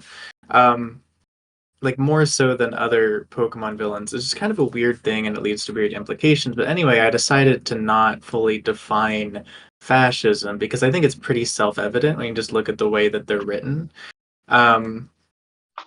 If you have a good understanding of what fascism is. I didn't want to do the thing where, you take Umberto Eco's list of qualifiers. I'm like, everyone's already seen that. It would be silly to do that in what's ultimately a Pokemon analysis video. That's not a good use of the time. And I don't think it was the wrong decision, but I was shocked at how many comments were like, actually, I don't know what fascism is, and I wish you'd explained it to me in this video. And I'm like, oh, Link some really? in the video description. You just link to someone that has explained it. Yeah, I There's probably plenty of should do stuff that. out there. You can just direct people to it. You don't have to reproduce it in your stuff. Mm-hmm. Well, they can direct themselves too. Like, Yeah. I think some people really just want to find some way to like just add to the conversation, even if it's in a like totally asinine way. Like, I feel like I get that so often where like, Mm-hmm.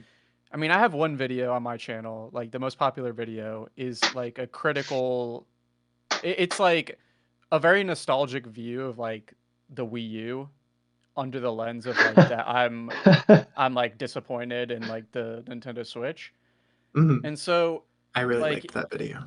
thank you. I appreciate that. I get comments like all the time that is just like on repeat, like you don't miss this. You just miss like the nostalgic period of your life when you were happy. And it's like there's this whole I don't know if you guys have noticed it, but like especially in gaming, there's like a cottage industry of videos that are similar to mine that are kind of like, oh, gaming used to be better back then than it is now.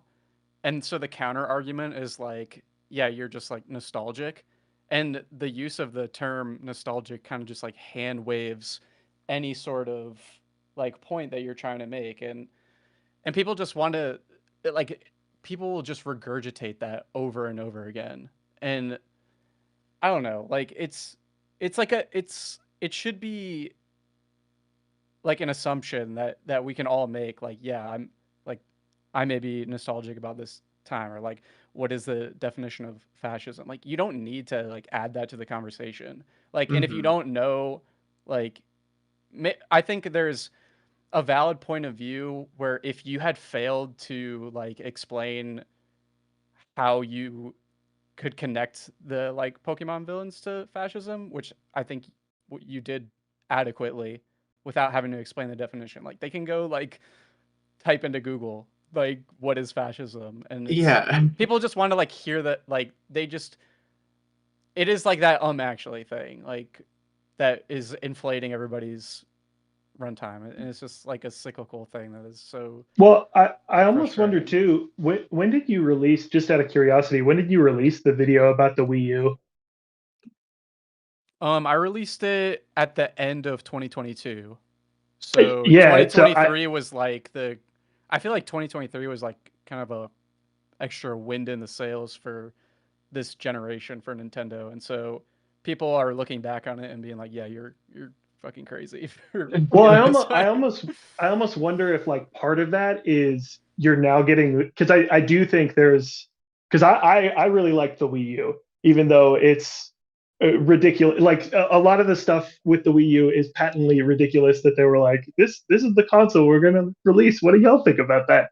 Um, but I wonder if you're getting like lumped into, because I feel like the past year and some people like it has kind of evolved into something else. There's a lot of people that are like, oh, gaming used to be fun back when I was 9, and that's a little different than like the Wii U. There is a different level of nostalgia than like I'll see like a lot of people that are like, ah, gaming just isn't the same from when I played Kingdom Hearts, and it's like you didn't play a video game before that, so of course like that's going to be Yeah, a yeah.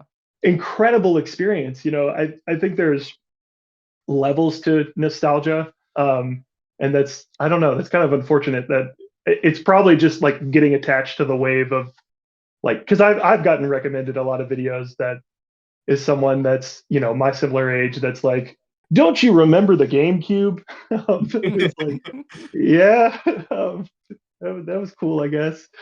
And I'm gonna be real, sometimes I wonder if I am doing the exact same thing right now, but with video essays. Like, I've hit a point where I've been watching video essays for some number of years, and that's been long enough to get nostalgic for how I felt the first time I really dove deep into the video essay space. It felt like, all the great content was just like laying on the surface because many creators had backlogs at that point, and I got to just go find all these people and then go through all their backlogs. It might just be that I feel kind of caught up at this point. Mhm.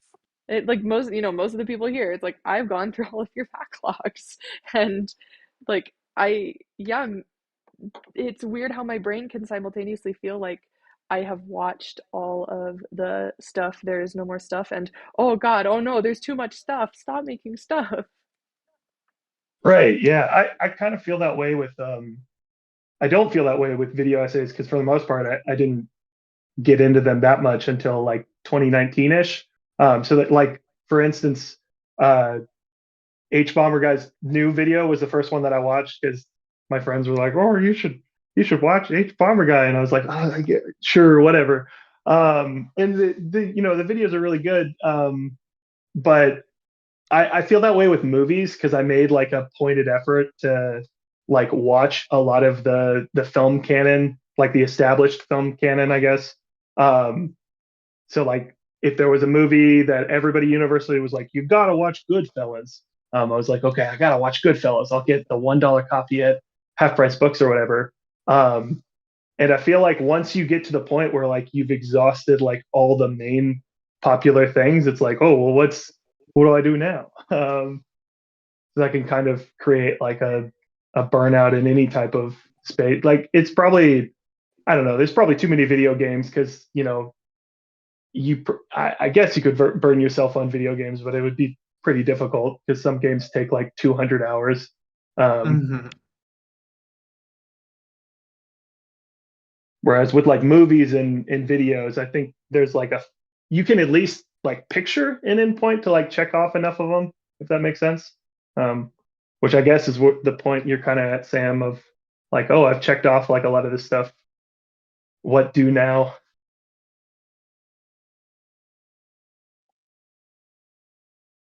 Yeah, it's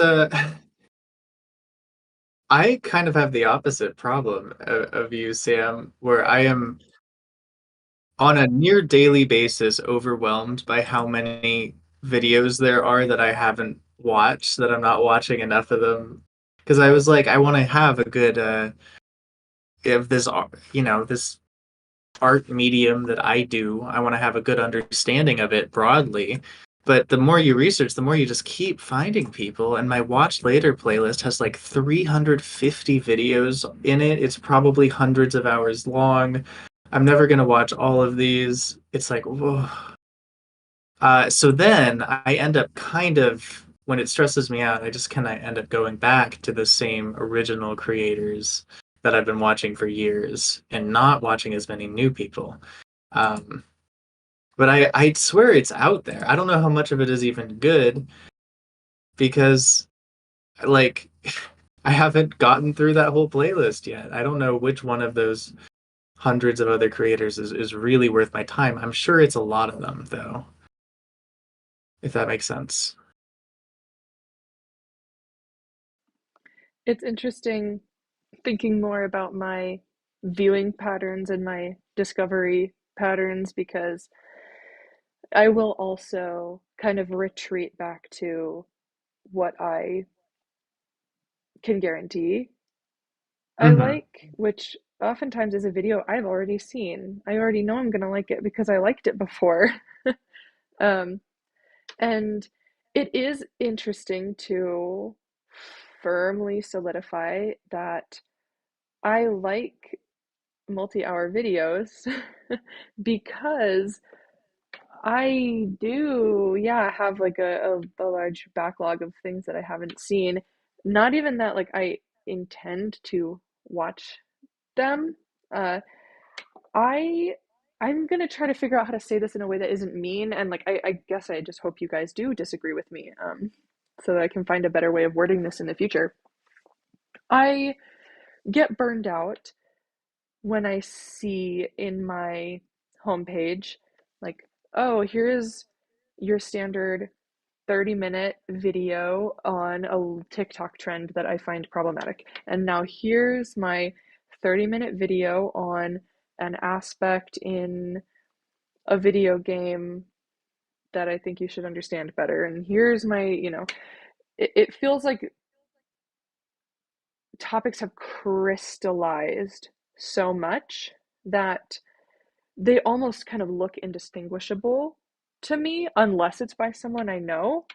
But then if I see a 7-hour video drop, I'm like, at least I can live in this and it will shape my thoughts for a long time. And we're going to really get into something.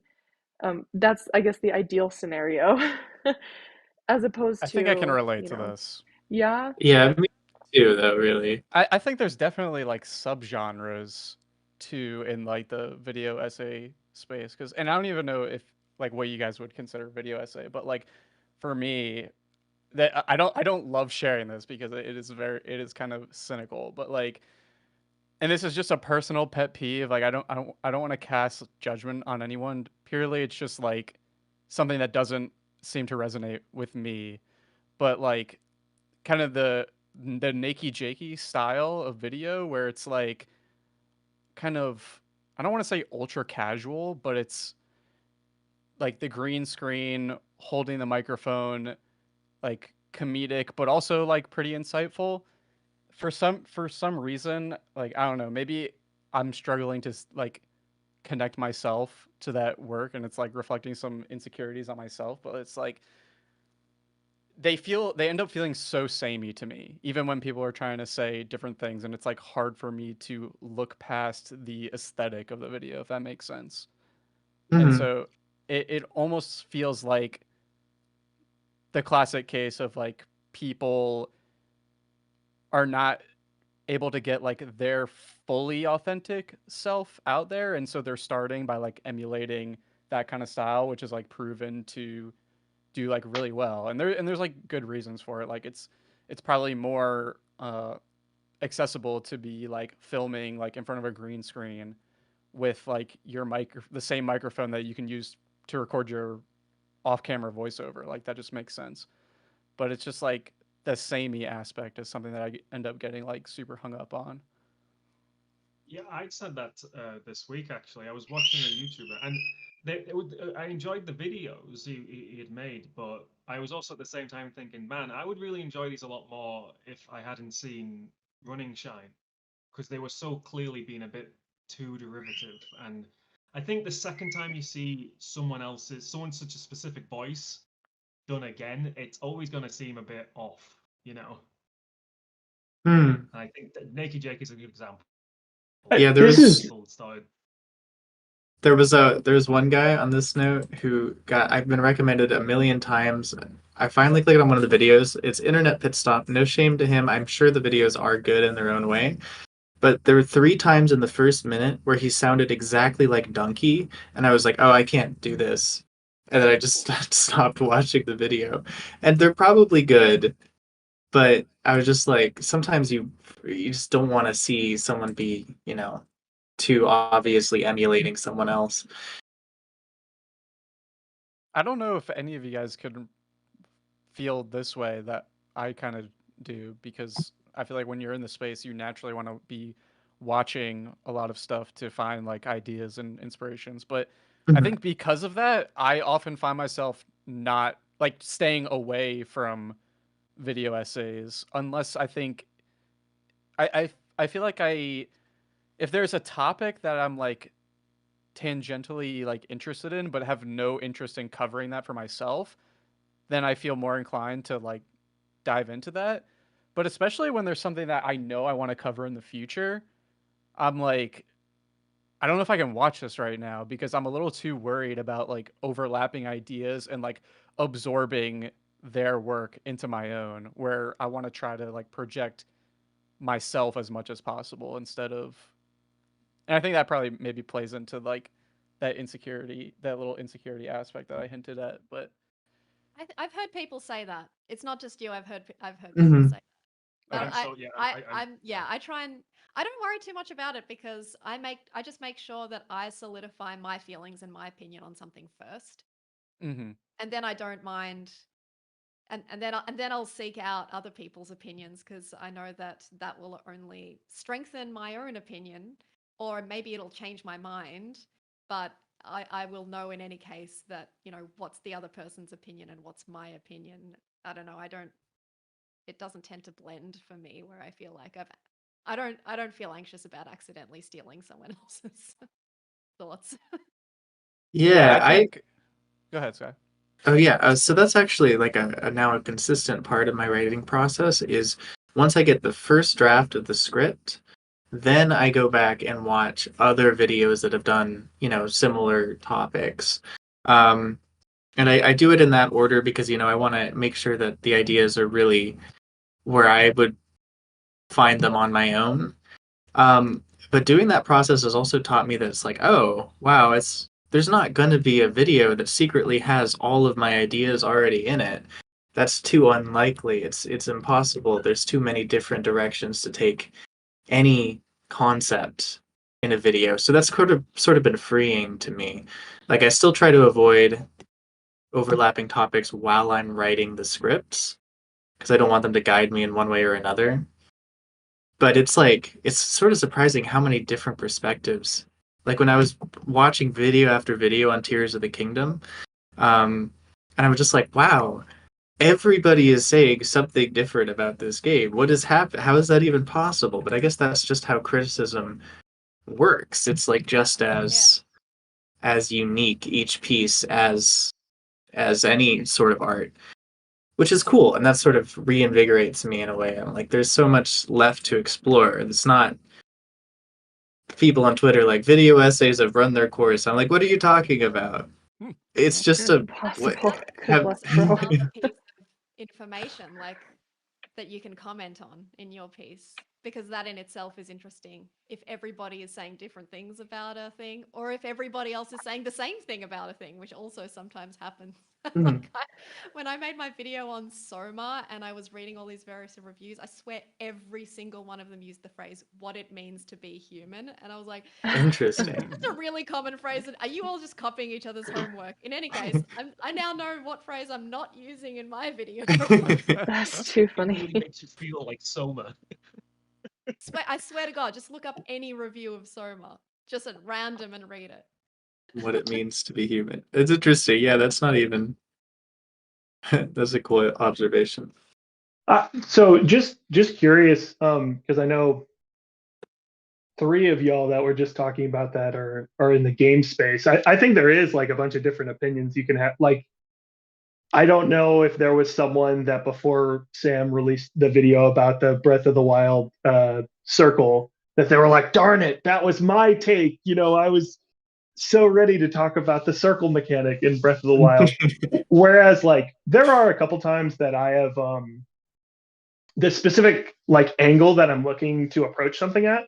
Um, like one of the things I wanted to do was compare those who walk from the Omelas, which is like a short story about like a utopian society that one person is being punished or whatever, and then tie that in with the Truman Show, and then like the thing to tie it all together was going to be about Pamela Anderson and a show that was based like that was the larger topic that I wanted to do. But when I was researching about this, I found someone that just like bar for bar had like the essay that I was like in the process of writing that I was like, this is really good. This is what I was get like I don't there is nothing like I would do you know, obviously like it's different if I were to write it out. But I was kind of like, wow, this already exists, huh? And I've like that usually deflates like because then I read it and I'm like, oh, that's pretty solid. And I think if you have the angle for something, then it's like a little different because there's only specific to those. I have to go though. See y'all. Baby making baby noises. Darn it, because I wanted to bring up a thing that Hay had also talked about. What if I just do it anyway? Just gonna leave us on that mic drop. Okay, goodbye. So many. We did a little live stream test yesterday, and the audio test was just Hay talking to his 3-year-old, and it was very cute. Aw. Yeah, so I'm gonna bring up the plagiarism video. I'm sorry. I think we've all talked about it enough, and also I'm gonna keep talking about it forever. Because it was fascinating to see such an example of a discourse setting video. Like the video essays come out every single day, right? This video essay comes out, and then everybody is talking about it, and we get 50 video essays piggybacking off of it. I'm not going to say that that's good or bad. I'm just going to say that that is what happened. And it was fascinating to watch. Obviously, people were talking about it because it exposed something about a space that matters to all of us. Like, of course, it's going to generate conversation. It's, you know, tearing down some very prominent creators that we all kind of shared space with as creators or as viewers and as viewers. But then seeing plagiarism become the hot topic on YouTube for like 2 months was just so interesting to me. I have more to say, but I'm not going to ramble any further than that. Oh, you have to say more. Why was it interesting?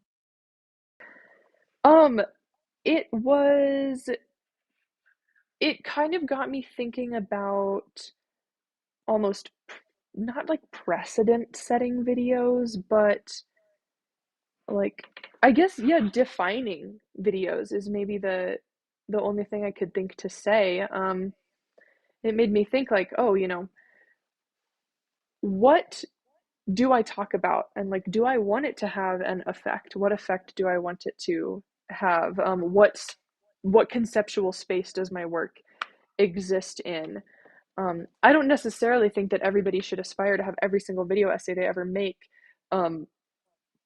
carve out a new meta in video essay, but just the fact that there are these topical metas in video essay, I'm like watching for them now. Like, what is the meta today? Like, it was a couple months ago, it was like many more than a couple months ago, it was boy moms, you know, like at least in one space, you could see how like a topic will ripple through the commentary and video essay space. And just watching that happen. Yeah, I feel like, well, this year obviously, and last year was AI, and then Mm. also I feel like in the video game space, a lot of people are making stuff about backlogs this last year. Oh yeah. I've seen a lot of that for sure. Not sure if it's how much of it's conscious and how much of it's just accidentally a bunch of people just thinking about the same thing at the same time. Yeah. Yeah, no, I mean, going back to what I said earlier, I didn't even make this connection, but now that you bring up the plagiarism video, I think that also plays a role in why I think I've struggled to want to seek out like similar content because, and I know it's not just me because I talked to a few friends about this like after that plagiarism video came out, and I think there was an air of like, have I committed accidental plagiarism in the past? Like, and the like crazy like condemnation of like some of the people in that video, like, you know, how malicious they were or not, like, I don't know, I'm not really trying to pass judgment here, but like it kind of made me worried of like a little bit extra like fixating on that where I was like, oh, maybe it's like better if I just don't watch other people's stuff because I'm like a little worried about accidental plagiarism and absorbing like things that now, and like you said with that video, there's like so many extra videos popping up that were like piggybacking and like accusing other people of plagiarism, and I don't know that like all of those were created in good faith, and it just I generally don't love the idea of, you know, trying to shift the discourse. I think like when you have a like tone setting video for a sort of discourse, like I feel like the reason that happens is because like they can be a very like charged, like they, maybe not that the creator is like very emotionally charged, but like it really like sparks a strong emotion like in the viewers, especially because people love to hate on things and other people, and if you give them a really good reason to, then they're gonna like get their pitchforks out, and it's like kind of scary. So Yeah, the way that James Somerton got, I mean, obviously he, you know, deserves to not have the channel because he broke everyone's trust, but then the additional ways people treated him and harassed him, even though they were explicitly told not to in the video, I was scared. Like that video it got way out of control, the impact of it, at least compared to what I'm sure H-Bomb was intending. He didn't want to make a tone-setting video. He was just like, this is something that I need to talk about because I've noticed and it needs to be public. And then it became, you know, one of the biggest video essays, maybe the biggest in terms of like cultural impact. Like my coworkers were talking about it at my normal job. And that's crazy. I'm like, what is happening here? I guess that's sort of the problem with all this existing on a platform like YouTube, where there's always the potential for everything to get shown to everyone if the stars align. And then it's like, well, what are the consequences of that? You weren't necessarily prepared for that. And it's like, would H Bomber Guy have published the video if someone told him ahead of time it would get 30 million views? I almost think he wouldn't, right? I don't know. Definitely think. Oh, sorry. No, I'm done. Yeah, go. So I think there's a bit of a delay. It sounds like I'm talking over people. Really not trying to. No, you're fine. I think there's a line, and I don't think it was the intention, where it evolved from professional critique of this is how you don't run, you know, creating video essays. It crossed the boundary of trust there, and it crossed into like drama YouTube. And it's hard to say like, oh, it's a witch hunt without also saying, well, what he did was wrong and that should still be condemned. But also stuff, not just him, a lot of people mentioned in that video. I was seeing people like really dig through stuff, just trying to find any kind of dirt because it was like they were labeled free target. And then I see that. Well, I don't because I don't watch drama YouTube, but it really reminded me of drama YouTube. You know, of who's the next human target. You know what I mean? To do anything Hmm. to. And is Oh there my even god. any way, if you're a big YouTuber, to criticize someone or something without bad faith people turning it Yeah, into yeah. drama? Yeah. I Yeah, just it's not his remembered fault. It's something. not H Bomber's fault at all. He even said not to do it, but you know what I mean? It's out It of hand almost. it was always gonna happen with that sort of accusation, with that sort of channel size. I just remembered something that actually I really wanted to talk about. Is back when it happened, but I never really talked to anyone about it. Did anyone watch Zoe B's video on plagiarism that was kind of in the aftermath of that? Where she describes, it's fascinating. She like it's like, I found another serial plagiarist who has a popular channel in video essays, and I'm not going to tell you who it is. And she never did. I'm pretty sure that that was never made public. And that just was like, what? Well, if you want to deal with it privately, then why did you tell us that you found it? I And she was remember like, that. I remember that. I don't want to be a drama YouTuber, was basically what she was saying. I don't want to have that responsibility. I don't want to, get people mad. But then it's like, well, I feel like you've just sown a lack of trust. Like, Community now mistrust, yeah. all of her viewers are kind of going to think that the next James Somerton is right around the corner. You can find the like easily, and I still don't think that was a very good decision. Like, if you're not going to say who it is, then it could Yeah, be it's anyone. Then anyone it's could, weird. Yeah. yeah.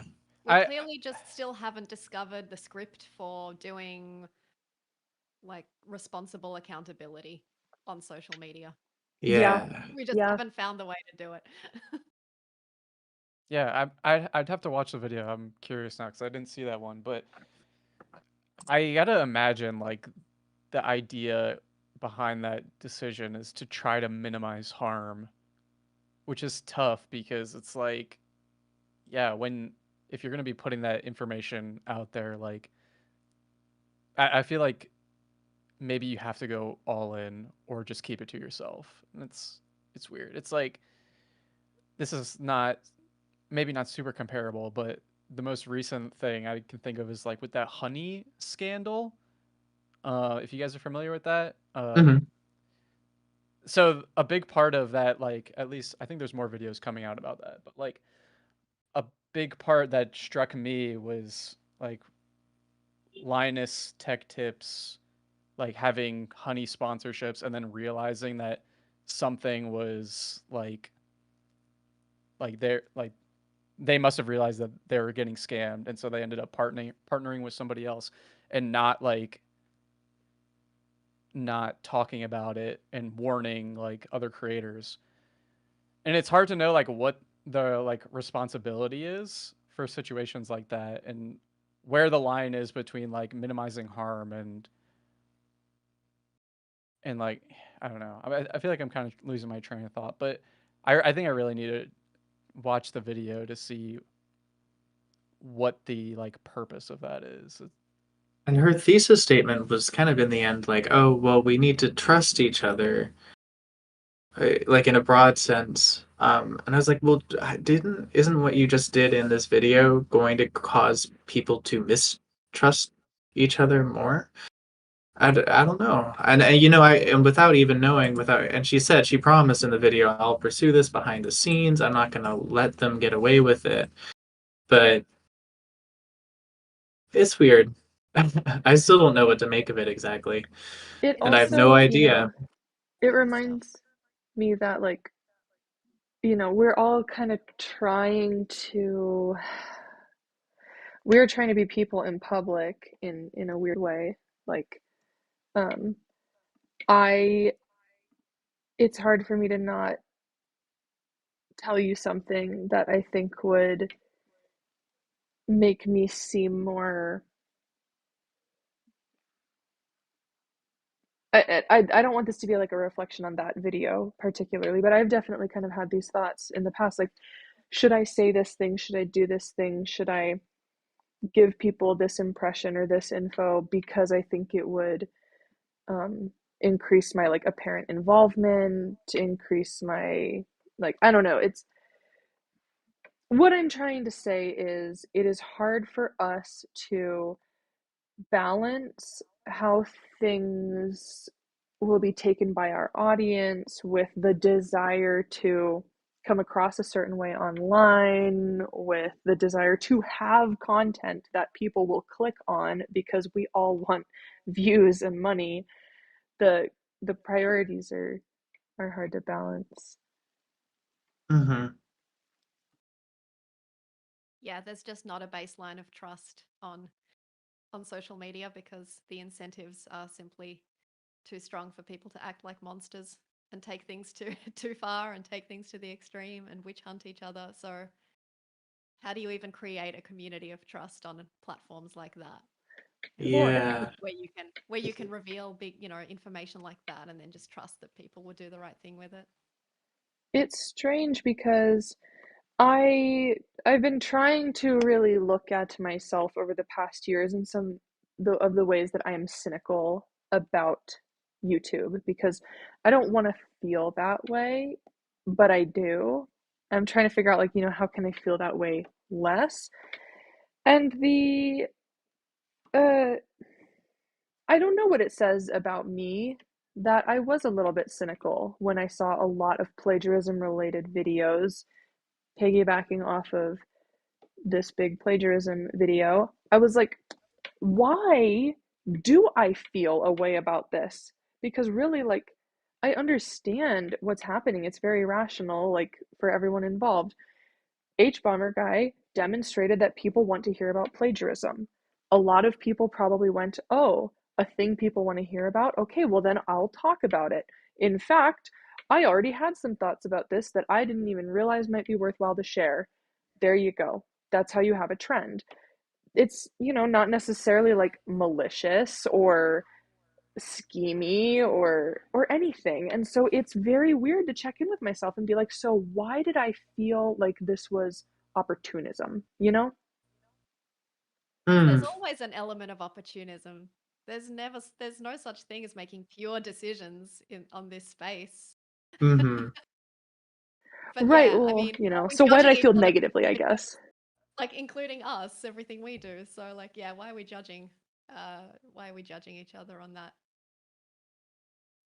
I think the judgment probably is it's easier to judge when somebody is doing something that is targeting somebody else though. Like cuz I feel like you know, that opportunism that you're describing that we all partake in, I don't know that any of us have that I'm familiar with have like done something on that level where it's I always feel weird about talking about other people. It's weird. Like I find like myself easier to criticize the decisions of somebody that's not in an adjacent space to mine. But once they're like, if I'm criticizing like the choice, like a design choice in a game, like if you can take the human element out of it, then I find it more comfortable to make that criticism.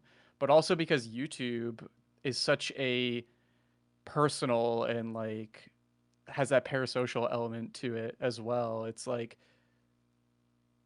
I think that also causes people to get like extra fired up, and so for me, it's almost easier to just avoid it altogether.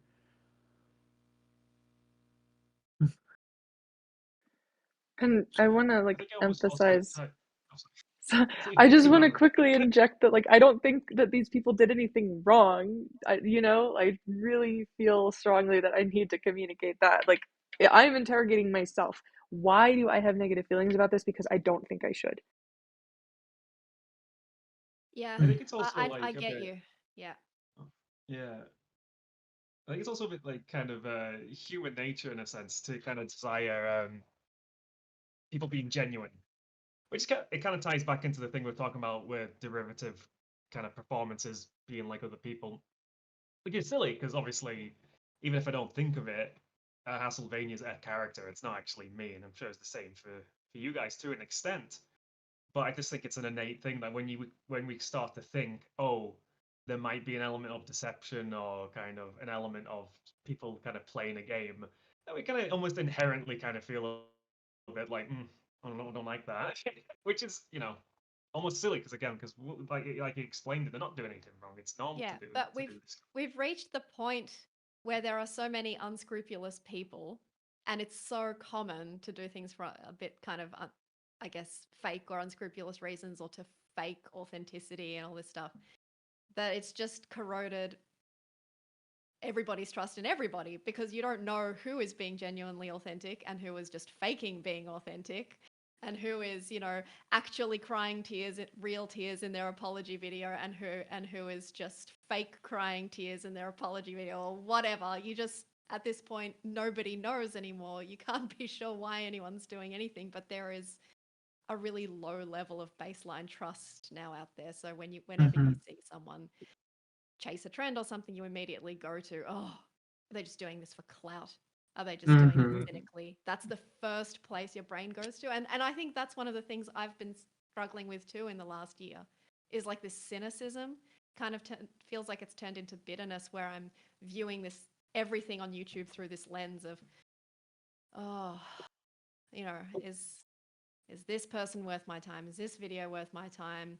Look at all these shitty videos with high view counts. Look at all these people chasing trends. Look at all these bad videos on the same topic. Look at all this repetition. Look at all this garbage. I don't really think that. That's just like my monster That's brain. But mm-hmm. Monster brain. Yes. Yeah. And we do it to the space, we do it to our own viewers, we do it to ourselves. That's like what kind of keeps coming back in this conversation, is that we have this monster brain, and it's like clouding how we look at everything, from our own work to who we're creating it for, to who's primarily watching it, to why other people are doing what they're doing. yeah, so we I all have a tendency to like bad faith other people, and jump to negative conclusions. and I think obviously there is a lot of trash on YouTube, but in the end, most people are just trying to be honest with what they create, I think. And I think viewers tend to be able to feel that.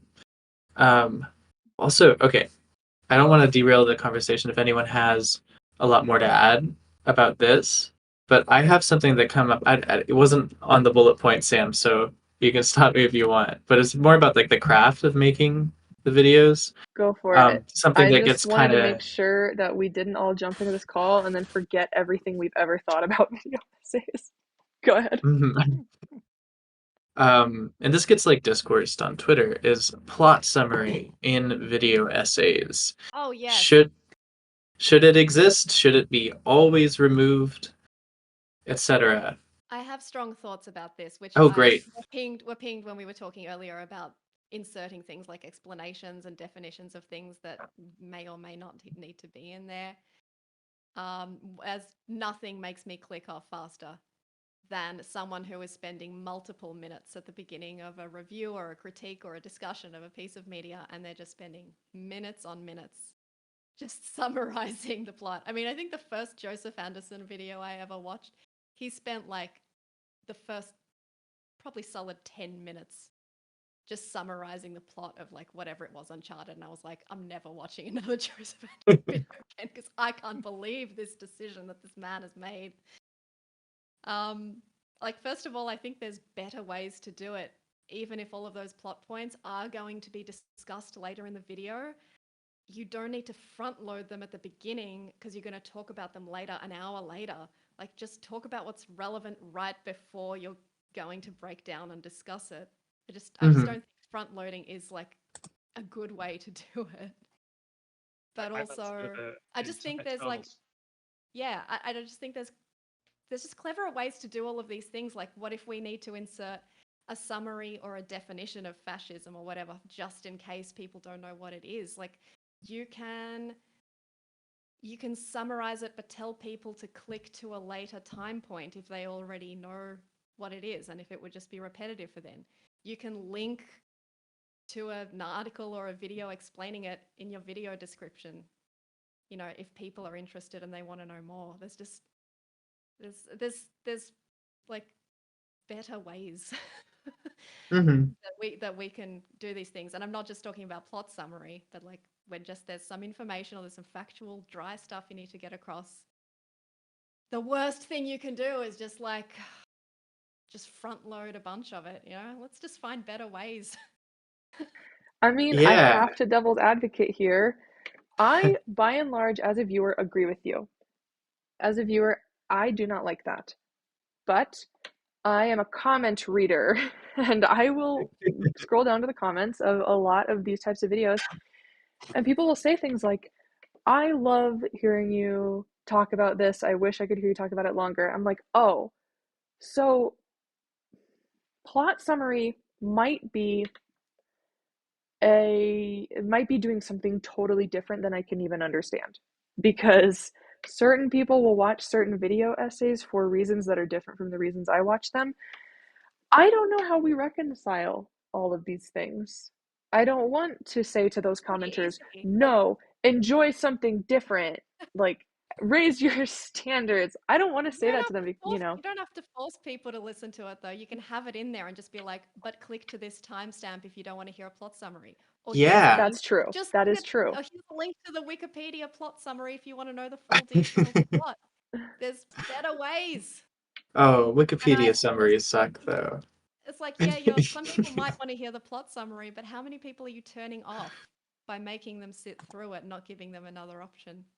So I have some interesting data, actually very relevant to this. In my most recent video, the first part after the flashy intro is mostly summary. It's about Breaking Bad, and I describe, here's what you need to know about the story to understand the true topic of this video. And I hadn't done this before, but I put a timestamp on screen, and I was like, if you feel like your memories are fresh on all this, just go here. You don't have to watch this part. And I'm looking at the graph in YouTube Studio, and it looks like about 4% of viewers. Oh, that's not quite. Oh, it's a little more than 4%. Maybe like 6%. About 6% of viewers did that. The large majority of people chose to watch through my 4-minute summary of Breaking Bad up to that point. And I was expecting it to be more than that. Right? Wouldn't you? You're expecting more people to skip or to Yeah, listen I was through it? expecting Yeah. there to be more of a dip on the graph, on the retention graph, at least. I'd be curious to see, like, out of like your entire demographics on that video, like how many people are watching that video for you and haven't even seen Breaking Bad. Like I would be curious about that, because like like I was saying earlier, I generally will stay away from topics that that I don't have a particular interest in or I'm not at all knowledgeable in. But like Sam, you were saying earlier, like once you find a new creator and you like go through their entire backlog, like that's very appealing to you.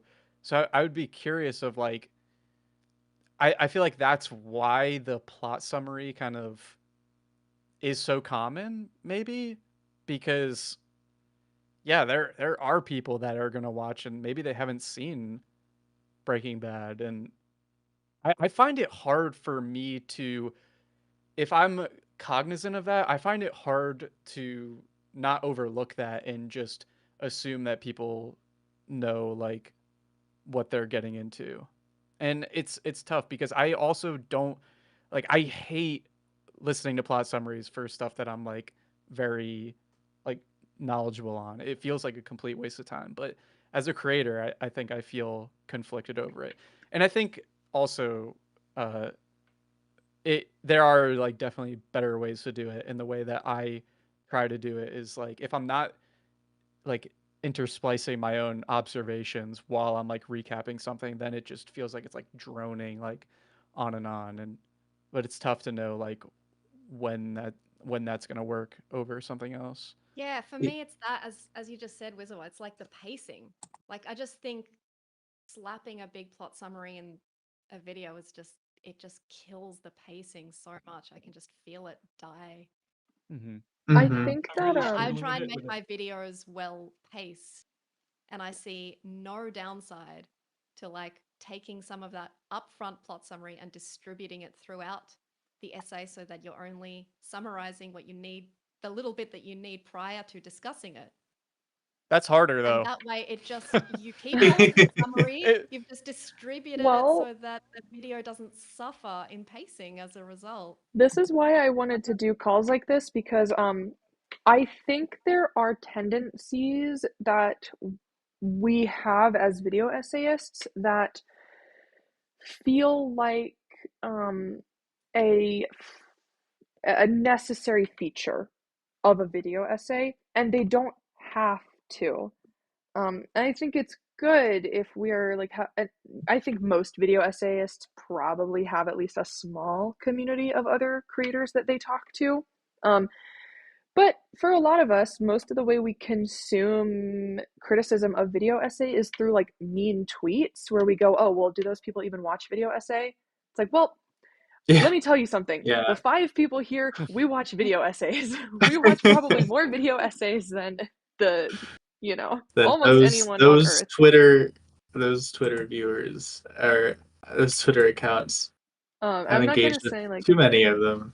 right, um, we're not the definitive voice, uh, but we have informed opinions. We care about this medium a lot. We have experience creating in it.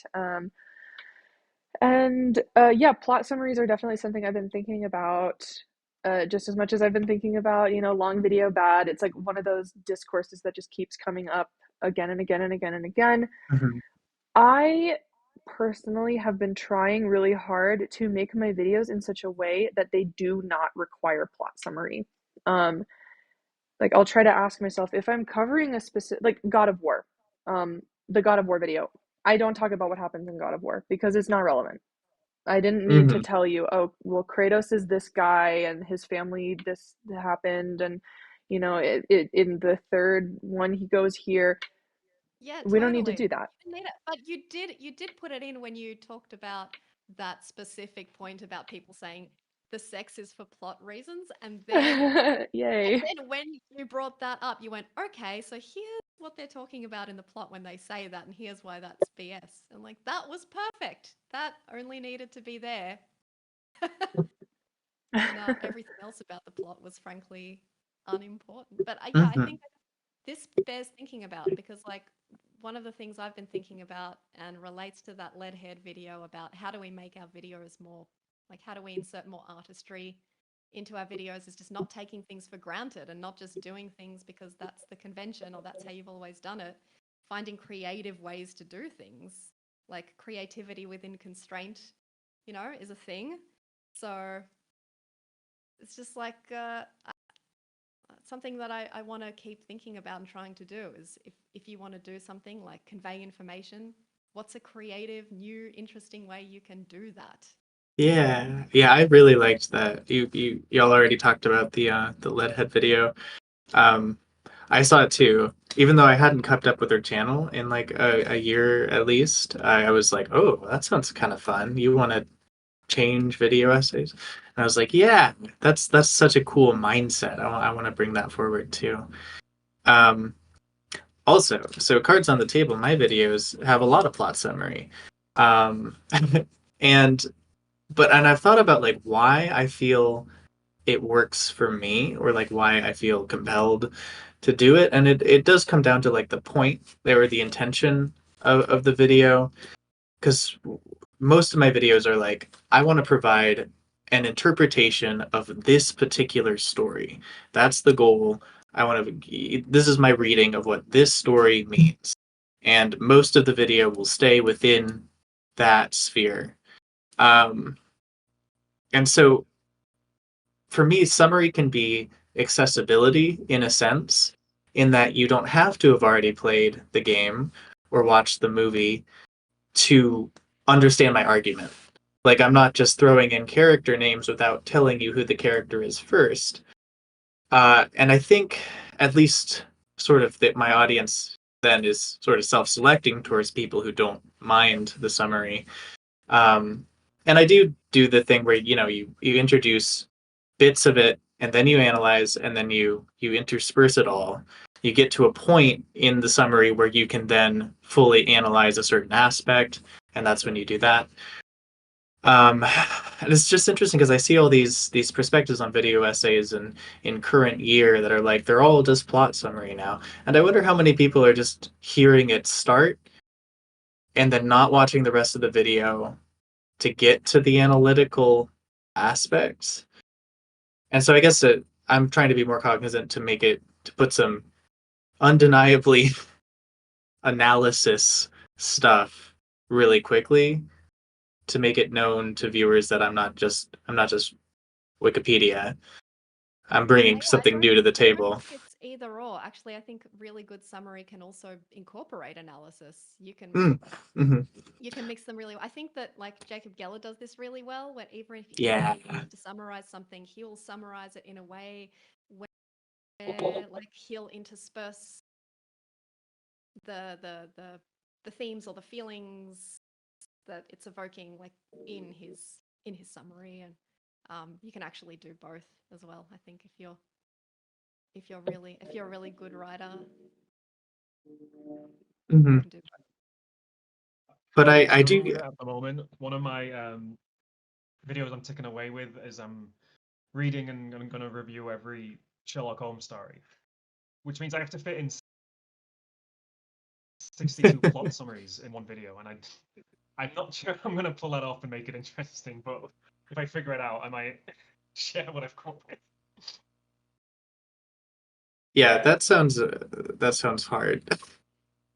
And I guess, you know, you gotta learn to pick and choose which ones you can skip over and which are the ones that really introduce the new ideas, stuff like that. It can be fun to write too. And I always try to, like, if there's a particularly compelling part that I need to describe in order to start talking about why I find it so interesting, like, how can I write it as beautifully as I can that conveys the emotion in it? Um, so it's not like summary has to be dry either. But the fact that so many people have this negative reaction to summary is something that I always need to keep in mind when I'm writing. I'm like, I got to make sure this is all actually worthwhile. I And think that's it's hard to that do. trust thing again.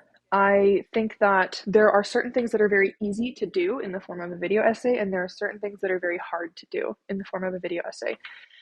Hmm. The hard things are typically what I value the most. I love it when somebody presents me with new ideas. I love it when somebody is unique, and uh, there are just so many things I value about video essay.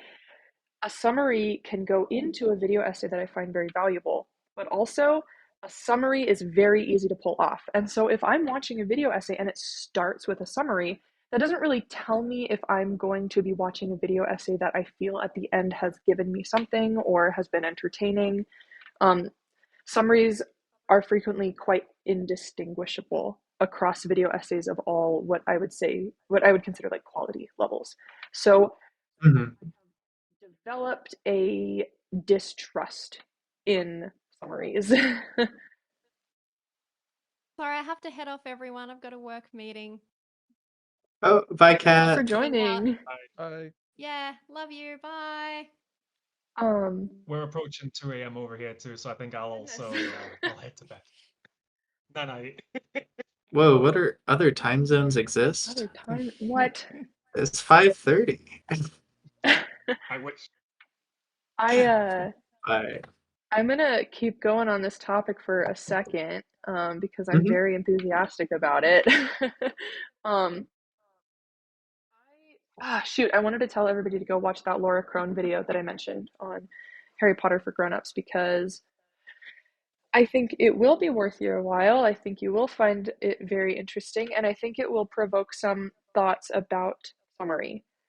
I'm going to give the game away.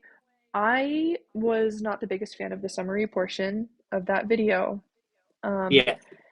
which, is okay. And Josh enjoyed it a lot more. Pillar of Garbage, we were also talking about it. I feel so bad calling anybody that, but that's his channel name. Um, Wait, you were talking with Pillar of Garbage or about we were Pillar? talking about this video, and he also really enjoyed it. So I'm presenting other people to be like, okay, Sam can be wrong about this. I don't want to say that, something was poorly done, but I think it's valuable to say that I didn't connect with it.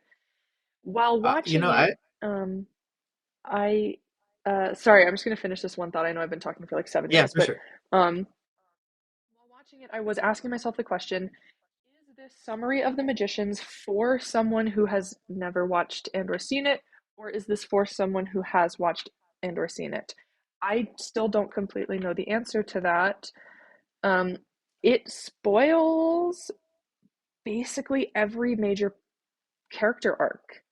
And that felt like a very interesting choice, because after watching the video, I don't know that that was necessary. As Kat said, some of those spoilers could have been embedded in the moments where she then wanted to talk about like the themes, or because she does talk about the themes behind some of those character arcs that she sort of does have to spoil if she's going to get her points across. She didn't really need to do it in the summary. And so I was like, okay, well, so this can't be for someone that she hopes will read The Magicians, I assume. So then is it for someone who's already read and watched it and they need a recap? Like, well, why do they need this much of a recap? I don't know. I was just interested. I honestly think that I would probably have a similar reaction to you, Sam, because I watched a lot of, at least more than half of Laura's video about the previous like 3 hour video she did about uh like books that are trying to be like a Gone Girl, and that's a whole genre apparently. I didn't even know that, but I find her really engaging to listen to, and I was down to watch a lot of it. Um, and then I was like, oh, we've got 5 more books to talk through all the way. And I just like, and I just kind of wanted to skip to the conclusion at that point. And then I never finished that video, I don't think. Even And, though, I mean, I really like her style. it's awkward for me to say that I actually did the exact same thing with that video. And I am now remembering that I should go back and watch it, because I'm sure she does have a very interesting conclusion. She always Mhm. does, because her videos are good. And um, it's funny. I can, we all can see how much I'm trying to like combat like the usual internet negativity cycle when you criticize something. Even though I know like this stream has very few like viewers, we know what happens when something gets criticized. It's like it's hard to figure out how to do that constructively on the internet, especially because we all know Yeah. like how bad it can feel to make things sometimes. So these dogs, I swear. They Hi, want to come Benny. inside so badly. Um, but this is my void. um, yeah, I will be interested to see like how she pulls that video together, because I'm sure she will say something about these books that, sticks with me the way that a lot of the parts of the Harry Potter for Grown-ups video have stuck with me. And I guess part of it is also like, I'm sure, she wants her criticism of this particular author to be very thorough and to have like a bit of rigor to it. So to work like to be a touch point for like future criticism of this author, you can go back and you can see that she was thorough with it. And I'm sure that's a goal, and that's a very valuable goal. But just for me as a viewer who doesn't know anything about this style of book, um, and I've never heard of this guy before, this author, then it lost me in this case. But I'm sure that she's probably okay with that. And that's it's just like, and that's all of what writing for this platform is, just like picking which people you're okay with losing in a way, right? Does anyone else feel that way? No, yeah, I haven't seen this video in particular, but that is something I definitely resonate with. I mean, sometimes I catch myself like thinking, how do I put this? Like if I'm covering a particularly like a game series that has very strong feelings about it by like the wider community. Like I think in my mind, I think about Paper Mario. I was working on a Paper Mario thing last year that didn't take shape. But one thing that I was running into is like if I like how do I say things that aren't popular in a way that doesn't like anger or like immediately like just deflate any interest in my video for the people that I have. I think when I first started out, I was always just writing for myself. And then as I've gotten more attention over time, like it goes into like the caveat thing. I'm thinking more about the audience like as I'm writing. And so like it's especially when you're trying to maximize your reach, like picking and choosing like who you can lose is very challenging, and trying to not step on people's toes at the same time is something that I struggle with. I don't know. It's messy. Hmm. Yeah, it's easy to just go for it when no one's ever watched you before and you have no reason to think that they ever will. And then Yeah. suddenly, the first time anybody cares what you have to say, you're like, oh, oh, oh, right. I have to Oh Yeah, yeah, and consider there's things. yeah, I think like it's yeah, I did like a really long Star Fox retrospective a few years ago, and like that was another thing where I just wrote for myself, and there was an aspect to the audience that I just didn't foresee like responding to me, and it was mostly along the lines of like I thought Star Fox Assault was like very mid, and people like surprisingly gave me a lot of grief about that because I think hmm. like it's a game in the series that I think people have a lot of nostalgic ties for at this point. It's just at that age, and also I feel like people kind of have a chip on their shoulder about it because it is not like one of those games that like when you think of Star Fox, like I don't know that every Star Fox fan has played Star Fox Assault. And so when somebody's criticizing it like without having been there when it released and like feeling like everything that it has to offer in its like original context, then they interpret like what I'm saying as like almost in bad faith or like you just don't understand. Ooh. And so I find myself trying to like I struggle with that a lot. Like if I wasn't like there in the moment for a particular thing, like how can I represent that in a way that it's like almost feels respectful to the people that feel like very strongly about it.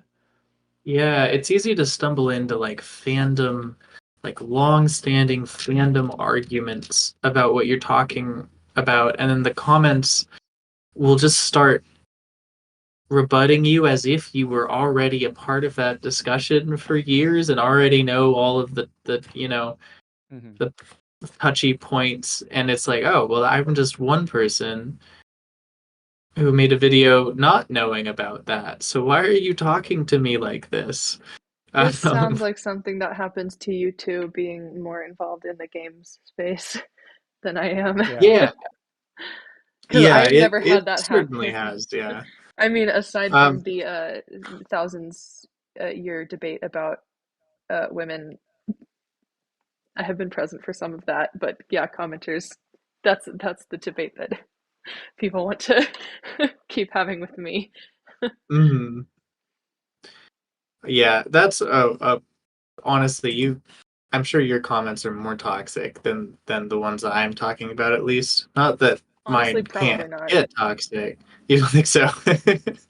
Yeah, it can get weird. And it's like you just have to learn, I guess. That's something I'm still struggling with, of like who is talking to you in good faith, trying to engage with your work, and who is ranting some thoughts that they already had in their head that you reminded them of.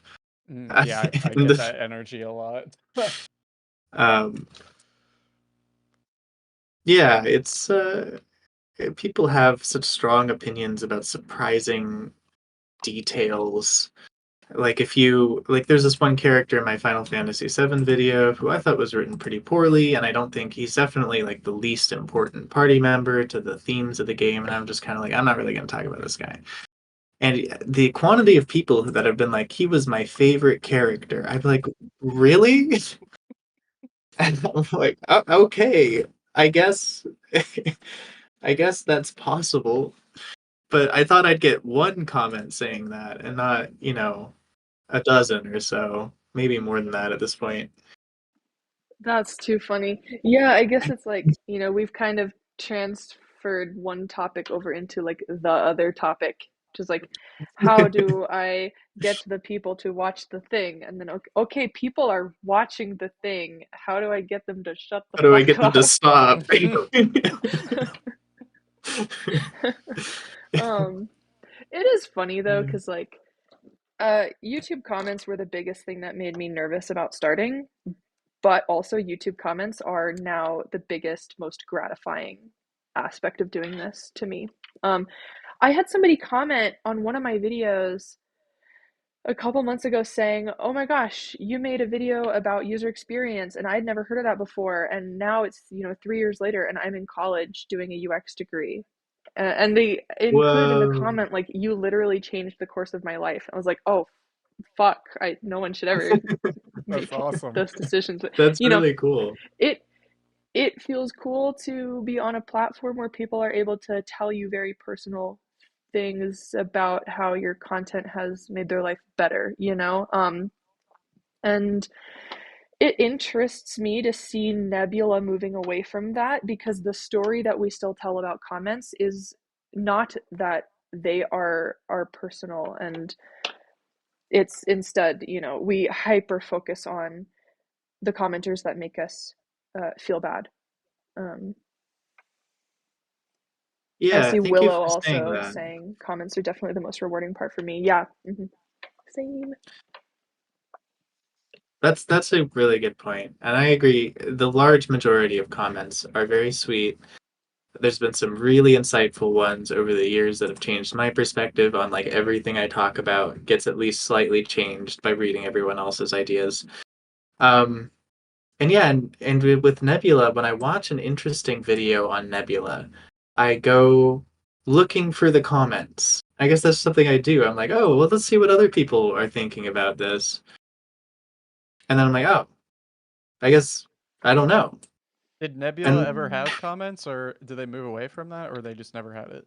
Nebula's never had comments. They have the ability, I think, to like, they, people will make Reddit threads to discuss videos. That's kind of a thing that I don't know oh, if it happens automatically or if the I creator didn't like has to know do that. it. I also didn't know that until recently.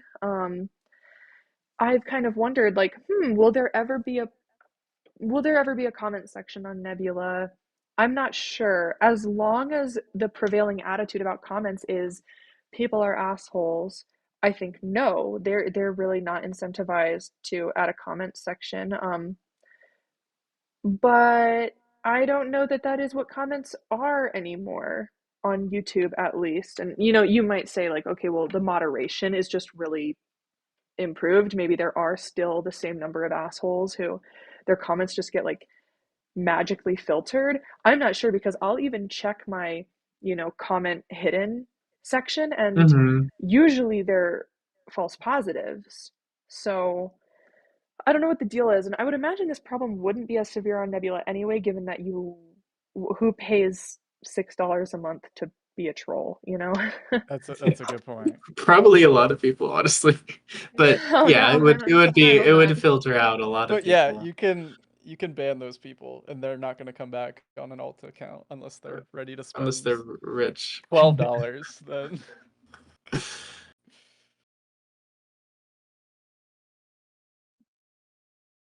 That, yeah. Comments, I that's an important thing. Every time I complain about comments, I feel like I should mention that they're usually good. They're a net positive. Um, I am going to maybe give us a 15-minute time check because I'm gonna go like eat some food or whatever.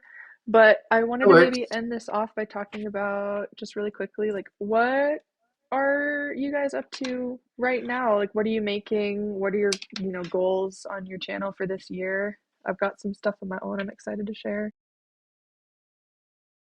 Oh yeah, thank you. Do you want to go first, Steve, or me, or? you can go first. Okay, so I'm glad you asked because I have a special event this month. Um, I'm doing a big charity stream on the 28th of January to raise money for Trans Lifeline in the context of, incoming administration in the US. Let's get these trans organizations as much money as they can to fight against that. And the entertainment for the stream will be me trying to beat every Mario game in a row. So that's going to be fun. I did a similar stream. Both of you were on that stream when I played Sunshine, right? Yeah, that was an Yeah, awesome stream. that was fun. This one is a little more ambitious. I'm probably going to fail this time, but it'll be fun to see how far I can get.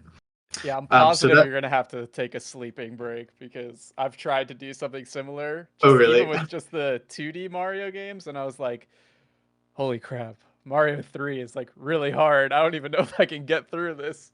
Thankfully, I have speedrun Mario Bros 3 before. So there's some That's a lot. advantages I'm That's a lot. bringing in. I'm going to use all Yeah. the warp zones. All the warp zones going to do backwards long jumps in 64.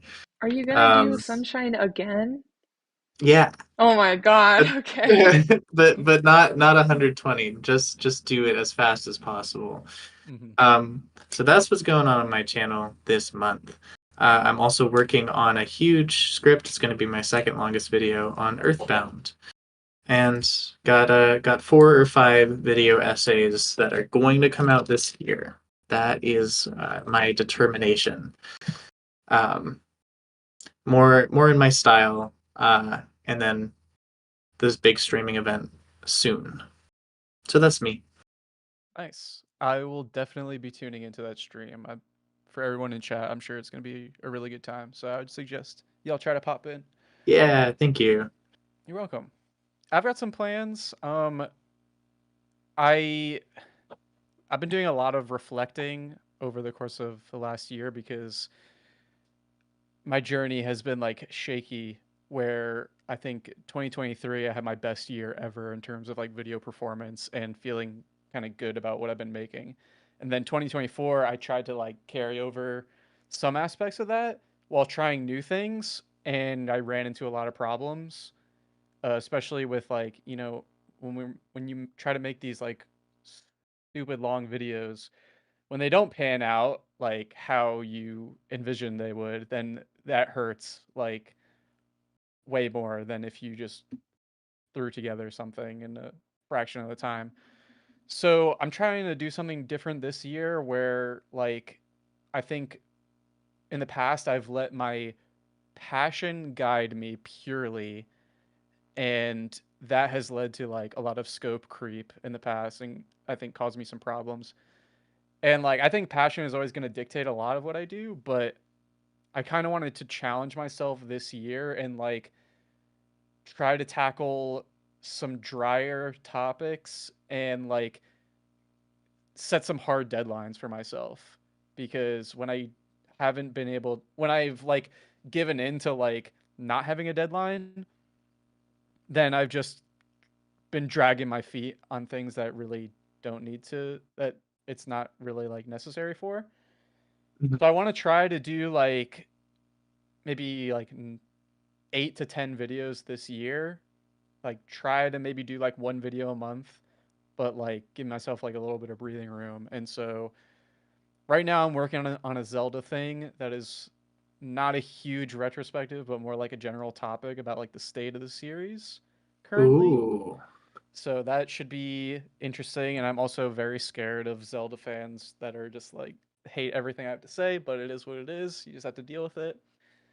And then I think I'm gonna try to repurpose some of my like failed Paper Mario stuff and maybe consider releasing them as like single videos instead of like the crazy like what probably would have ended up as like 3.5 hours of every single Paper Mario. I think I want to try to get away from that. And then I have a few other ideas that I think I want to keep closer to the chest so I don't like get the dopamine of like explaining them without having created them. So Yeah. I have That's loose fair. plans. I want to try to stick to loose plans with goals that I can like actually like reach, I think. So yeah. Awesome. My mom's dog is trying so hard to get into my room. So if you hear her at any point, she will be happy in like 10 minutes. So yeah, I am happy that so many of my video essay friends are feeling inspired and motivated this year. I also had, maybe kind of a downer year last year where I wasn't really sure how to make myself feel better about making things, how to enjoy it more. I really was struggling with that last year. I just could not motivate myself to get videos done, even though I knew that I wanted to keep doing it. So I kind of had to resolve this dissonance. Like, well, if I know that this isn't something I want to stop doing, well, okay, how do I make it more smooth so that I can actually do it and enjoy it? Because otherwise, the only thing that makes sense is to stop. Um, and kind of confronting myself there was that was good for me. I feel really excited about some of the stuff that I'm working on. What I've kind of come to is, yeah, releasing long videos is really hard. So I am working with a couple editors and I'm working concurrently on like 3 different projects right now because then, I stall out on one, I pick up another. That's felt really good. My process is whack. um, I it's kind of crazy. I have like multiple videos that are almost complete that are just sitting in like a Google Drive. But I would just like lose steam on them for some reason. So a huge goal of mine for 2025 is those videos that are almost done, like figure out what you need to do to finish them. And even if they just turn into like something that you give your patrons, like, okay, well, you worked hard on this, you want people to see it, like, okay, get it there. Um, the topics that I have coming up, I'm working on a bunch of videos about solar punk, and I'm really excited to try out this format of releasing a bunch of small chunks and then turning them into a supercut at some point. I think that that's like, it's helped me conceptualize the project a little bit instead of being like, oh, the entire video is hung up on this one section where the script isn't done. It's like, no, no, no. I can do this 20 minutes. I can do this 20 minutes. I have 3 months to figure out that next section. Ultimately the output will be very similar. It just feels better for my brain to do it that way. So that's what I'm gonna be trying. But I'm also finally, hopefully, at some point in the summer, going to actually do something a little bit more personal because I've talked a lot about media, but I haven't really talked about a lot of things that I've wanted to talk about on this channel that I have a weird amount of experience in, but just have never brought up. Like, people who are my Discord friends know that I like live nomadically. I live in my car most of the year, and it's just weird to me that I've just never talked about that on my channel. Like, Yeah, To hear about that. I'm excited to hear you talk about that because it's very, very different than how I've ever lived. Right. It's weird to me that like what I talk about on my channel and like how I like live my life just don't really there's not really an intersection there. Um, but I have been having a lot of thoughts about how living nomadically has changed my connection to space and to community and to mental health, and I would love to be able to share some of that with people. I also, I spent like 2 or 3 years doing labor organizing and climate organizing, and I've been trying to figure out how to turn that into something where I can maybe teach people like here's how to get some of the successes we had, here's how to avoid some of the failures we had, because um, I'm definitely like a leftist. I feel like anybody who watches my channel can kind of get a hint at my politics. But it's very weird to be like, okay, like, I have this actual real world experience that some people maybe want to have insight into. Like, why am I holding this back? Why am I not using this as like an educational moment when I have a platform? I don't know why I haven't yet. Yeah, you definitely should. I feel like those types of videos, at least like where people bring in their life experience, especially like something that has taken place over like the course of several years, instead of like I was just interested in this thing, let me do some research and talk about it. Like those to me are like the most valuable, just because of how much has like how much goes into that is not so easily replicable by somebody else that is like just you know moving on, tackling subject after subject and moving on. Like that personal element I value like greatly. Yeah, it's funny how Um, when I was a kid, I used to think that writing what you know made you like a hack, you know? Like, oh, the writing process is all about starting from scratch, doing a fuck ton of research, and then putting something together where you originally had nothing. And then I realized, oh, wait a minute, I'm interesting. All of us are, we all have lived experience that uh, is interesting to relate to people who haven't had the exact thoughts and circumstances, XYZ jobs, whatever, that we've had. And it's funny how long it can take to learn that and how many times you need to relearn that. Hmm. And I think that'll be valuable to express your experience with labor organizing. I mean, I for one am very interested in that. I'll probably DM you about it because Oh, my day job just recently unionized and we're starting to negotiate the first contract, and it's been interesting. So right. Yeah, so I just am hearing excited for you more. guys. I hope that that goes really well.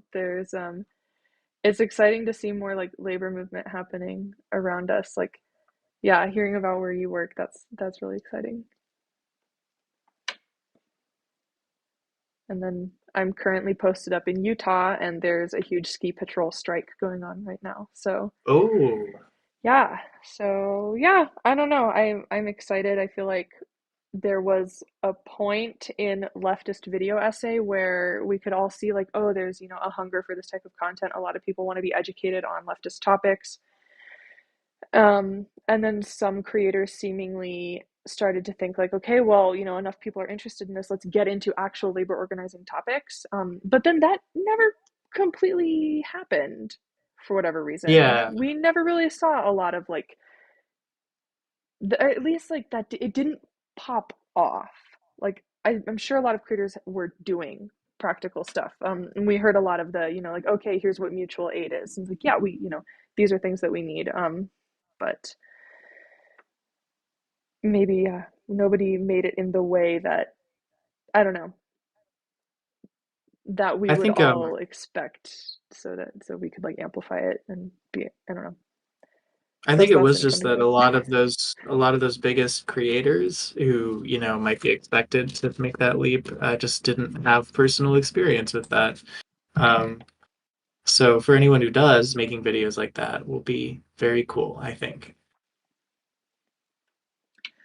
Yeah, we'll see. We'll see. Awesome. Well, super good to talk to you all. Thanks for Yeah, hopping you in. too. This was fun. It's great Yay. to just hear other thoughts about the medium and the state of things. Makes me feel less isolated, which I sometimes end up feeling when I'm in the middle of like a one big video. I'm like, wow, Oh yeah, Yeah. I I'm just a can tiny little definitely relate. guy. Yeah. but but no, it's makes me feel warmer to like just talk through things like that. I'm Yeah. Thanks glad. for having me. Yay, yay. I'm super glad. And same thing to the chat. If you enjoyed this, if you want us to like do more of these, this live stream sprang out of a weekly call. Like this is, a lot of us, like, we live in this space. This is what we think about. This is what we talk about. Um, and so we can absolutely like do more of these, and I'm going to be thinking of ways to do that. So if you have ideas, suggestions, critiques, anything, let me know. DM me or tweet at me on Blue Sky. I refuse to learn what Blue Sky is calling the act of tweeting, but I'm not checking Twitter anymore. I'm only on Blue Sky. I think it's just posts, which is Post boring. post at me on Blue Sky. Um, and yeah, hopefully chat with you all again soon.